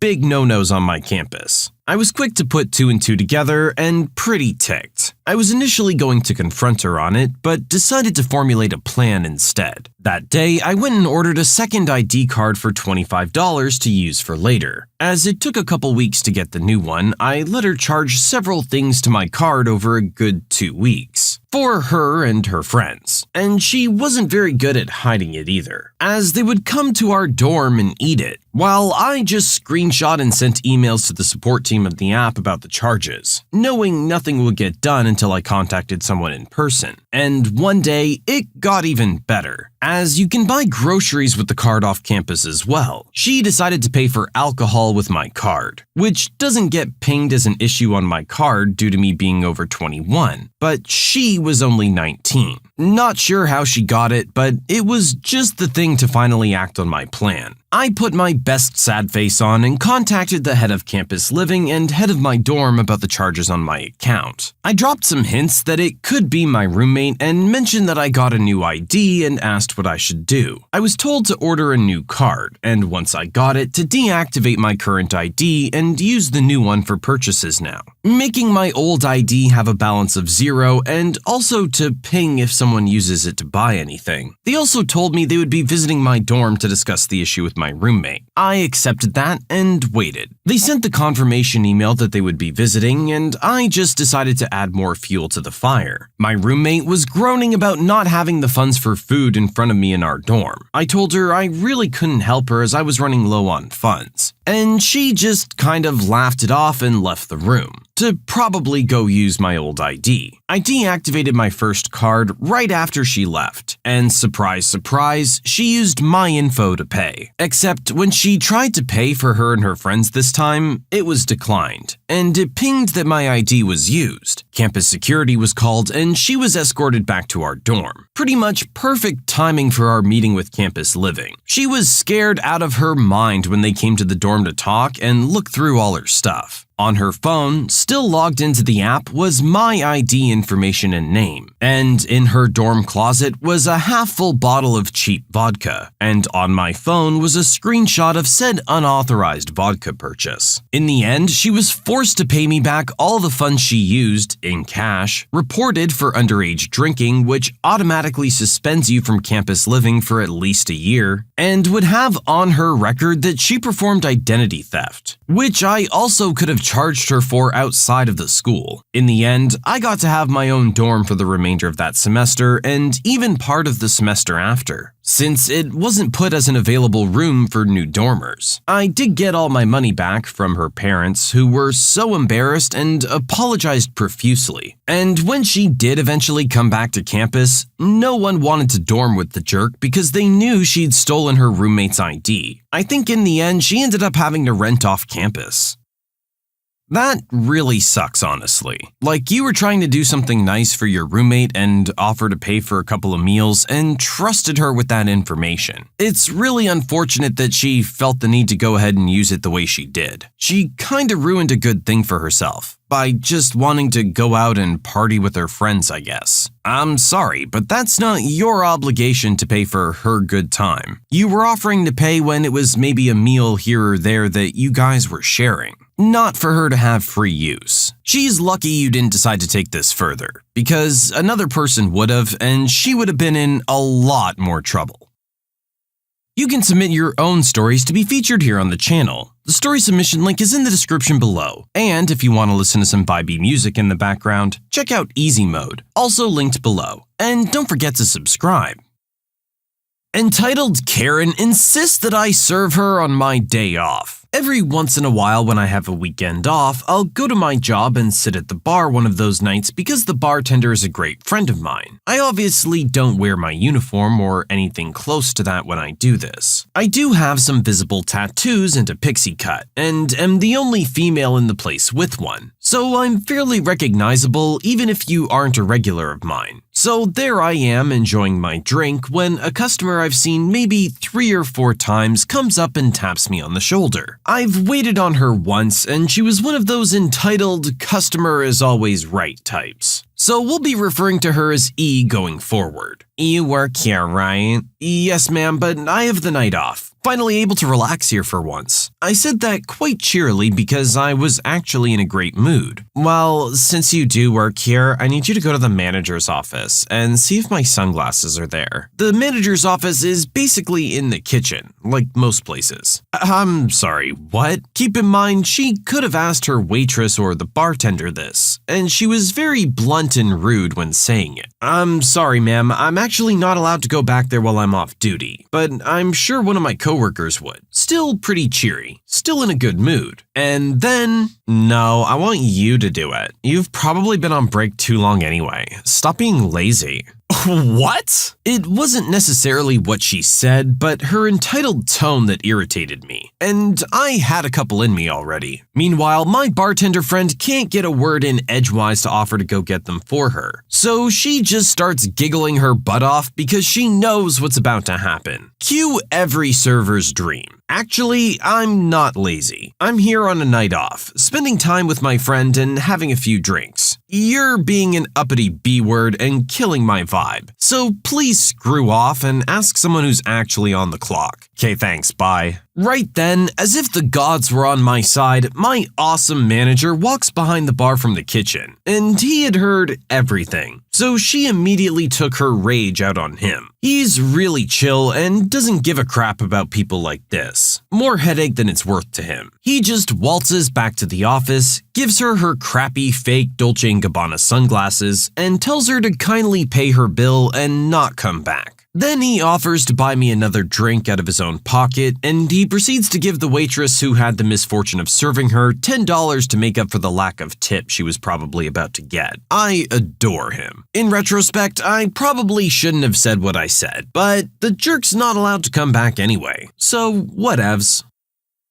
I mean, you tried to tell her nicely. It's not your fault she wasn't listening. I don't really understand what this woman's issue was with you that she felt you had to go get it specifically. I guess you were just the first person she spotted that she recognized maybe, but either way, that's not how you talk to someone. Especially someone that you want to do something for you. Sure, our original poster could have handled this a little better, but you know what? I don't blame them. This lady needed to be brought down a peg. And her not being able to come back to the restaurant is probably best for all the servers there.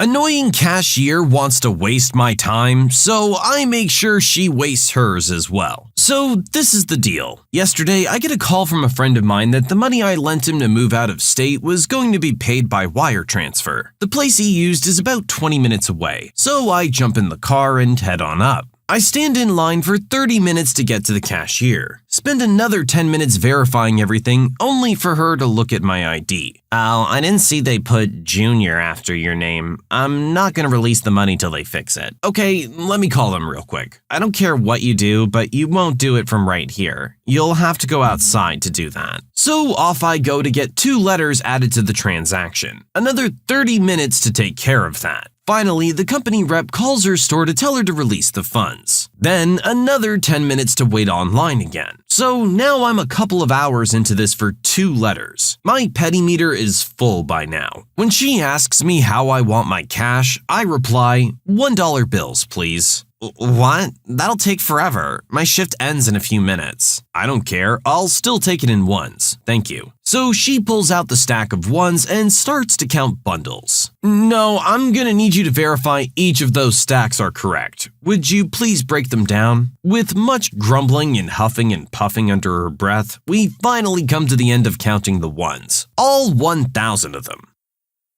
You know, I guess at that point you've already wasted so much time, you don't really care about wasting a little bit more. Especially when it's gonna end in a little bit of satisfaction on your end. I think me personally, I'd have been looking to get out of there as quickly as possible. But hey, I guess you didn't really have anything to do that afternoon. My entitled sister is always stealing my food, so I embarrassed her in front of all of our family and her friends. I come from a family of 6. My parents, my older sister, my older brother, my little brother, and me. Often, in order to bribe us into good behavior, our parents would buy us our favorite candy to munch on in the car. Now, I've never exactly been a giving person. Not huge on sharing just for the sake of sharing. My parents, however, were trying to raise respectful and generous kids, and often forced me to share things even when I didn't want to. That's all fine and good, except that my sister abused this system. She would say she didn't want a bag of candy. Then, once we were on the road, she'd start taking candy from all 3 of the brothers. That really ticked me off. I didn't get candy often, as my mom didn't like feeding us sugary food. So when I got my own bag of Sour Patch watermelons, I wanted to eat every last one of them myself. Besides, my parents would always offer to buy her a bag of candy for herself. She would just refuse because she knew she could leech off the rest of us. So after a point, I started refusing her requests for candy. But that didn't fly with my mom because that was being selfish. So she would force me to hand over the candy. One time, I even said when I purchased my own bag at CVS, "Sister, I'm not gonna give you any of my candy. If you want Sour Patch, you buy your own. Right now." "I'm fine. I don't want a whole bag of candy." Fast forward 20 minutes into the car ride, and my father was requisitioning a candy to give my sister, as I sat fuming. This went on for years. My whole life, really. And I hated it. I would hide my candy when I got it. I would try and keep it out of her reach, but always a parent would intervene. Fast forward to my sister's college graduation. She's now 22. I'm a senior in high school at this point, and we're up at her school at a fancy restaurant celebrating after she had graduated that morning. In attendance are all immediate and some extended family, some close friends of my sister, and her long-term boyfriend who I was meeting for the first time. So enough people for the following to be embarrassing to my family. Our meal ends and my mother offers to buy a nice dessert for anyone who wants it. My brothers, my dad, and I all take her up on this. I ordered a vanilla bean cheesecake with burnt sugar bird's nest on top. My mother repeatedly offers to buy my sister anything she wants, but my sister says she couldn't possibly eat a full dessert right now and turns it down every time. The food arrives and everyone's staring at mine. I'm sitting right at the head of the table in full view of everyone, so it's hard not to look. And aside from the cake slice being large and delicious looking, the burnt sugar bird's nest is huge and ornate, hollow on the inside like an old-timey brass globe or something. Honestly, it was really impressive. And right as the food gets placed in front of us, my sister says, "I'll just have a bite of everyone's." At this point, I'm seeing red, having flashbacks to all the times my food has been stolen. Logically, the right thing to do would have been to just hand over one bite. I mean, it was her graduation. It was a huge cake and it would have been no loss. But it became a matter of principle. So the moment she says this, in one fell swoop, in full view of everyone at the table, I sweep up my slice of cheesecake and stuff the entire thing into my mouth at once, shattering the sugar nest, crumbs falling everywhere, in front of my whole family and some college students close to my sister, who, again, I never met in my life. My sister stares appalled and says, "Did you do that just so I wouldn't get any?" And I look at her, cheeks ballooning out like a chipmunk, face covered in cheesecake and graham, dead in the eyes, and nod. There was a fair bit of shocked silence at that moment and in the very tense car ride home. But to this day, the jerk never asks for anything from me anymore. I think the most shocking thing about this story is that our original poster never did something like this sooner. It's quite a childish thing to do. I'm surprised you didn't do this when you were a young kid or something. Maybe you were just waiting for the perfect moment. And honestly, I think you found it. We got a special occasion, family and friends present, and something very nice to just shove your face into. I guess it really does kind of paint a better picture versus just stuffing a pack of gummy bears in your mouth. I do gotta say though, that slice of cake sounded amazing. I guess you still did get to enjoy it, just faster. My supervisors at work got super strict about managing people's time, so we got even more strict. I used to work in a mid-sized company in the engineering department. One of the managers started to get upset because if he walked around at exactly 8:30, our start time, everyone was not in their seats. He felt that the engineers were being too lax with their time. The edict went out that all engineers had to be in their seats exactly at start time. I told my boss that I was not planning on complying because I was a salaried professional and expected to be treated as such, and that if they didn't trust me to put in an honest week's work, then they should fire me instead of micromanaging me. The older and much wiser engineers took a different approach. They all showed up 5 minutes early to make sure they were in their seats exactly at 8:30, but also set an alarm for 5 p.m. and would literally drop everything they were doing exactly at 5 and leave the building. Is the manager having a meeting that was supposed to end at 5 but is running a little late? Well, at 5 p.m., a series of alarms would go off and everyone would stand up in the middle of a meeting to leave. Does operations need technical support at 4:55? They have exactly 5 minutes on the phone with the engineer before he'll have to get off the phone. Is someone trying to discuss a work-related issue at 8:28? Better wait a couple minutes because no one in the engineering department is answering work-related questions for another 2 minutes. Needless to say, the policy didn't last very long. For whatever reason, that's something management never seems to take into consideration. That if that's how you want to play things, it's gonna work both ways. You need your employees, and your employees give up a lot for you. Sometimes it's just not appreciated until it's taken to extremes like this. Only then do they realize how much extra their employees actually put in for them. I told my daughter she's jealous and bitter, and always will be until she gets a life. My daughter Bethany is now 21, and she has a stepsister that's 18. I got remarried when Bethany was 19 and in college. This was a long time coming, and Bethany gets along well with my wife. and at the beginning, her stepsister. My stepdaughter, Lindsay, is very similar to Bethany. They got along great at the beginning, but now don't due to Bethany's jealousy issue with Lindsay. It all started when Lindsay got into track and beat Bethany's personal best. After that, she was in a competition with her. They did a 5K together, and, well, Lindsay did better. The final straw was Lindsay getting into a college Bethany didn't get into. She's been nasty to Lindsay since, so no relationship on that part. We were driving today and Bethany went on a rant about Lindsay. She looked at her Snapchat story and saw she got into a sorority. Bethany tried to get into one and it didn't work out. After 5 minutes, I had had enough and told her she's jealous and bitter towards Lindsay. And she won't stop being until she gets her own life and stops watching Lindsay's life so closely. She called me a jerk for picking Lindsay's side. Also, yes, I have had these conversations multiple times with her before about her jealousy. It hasn't worked.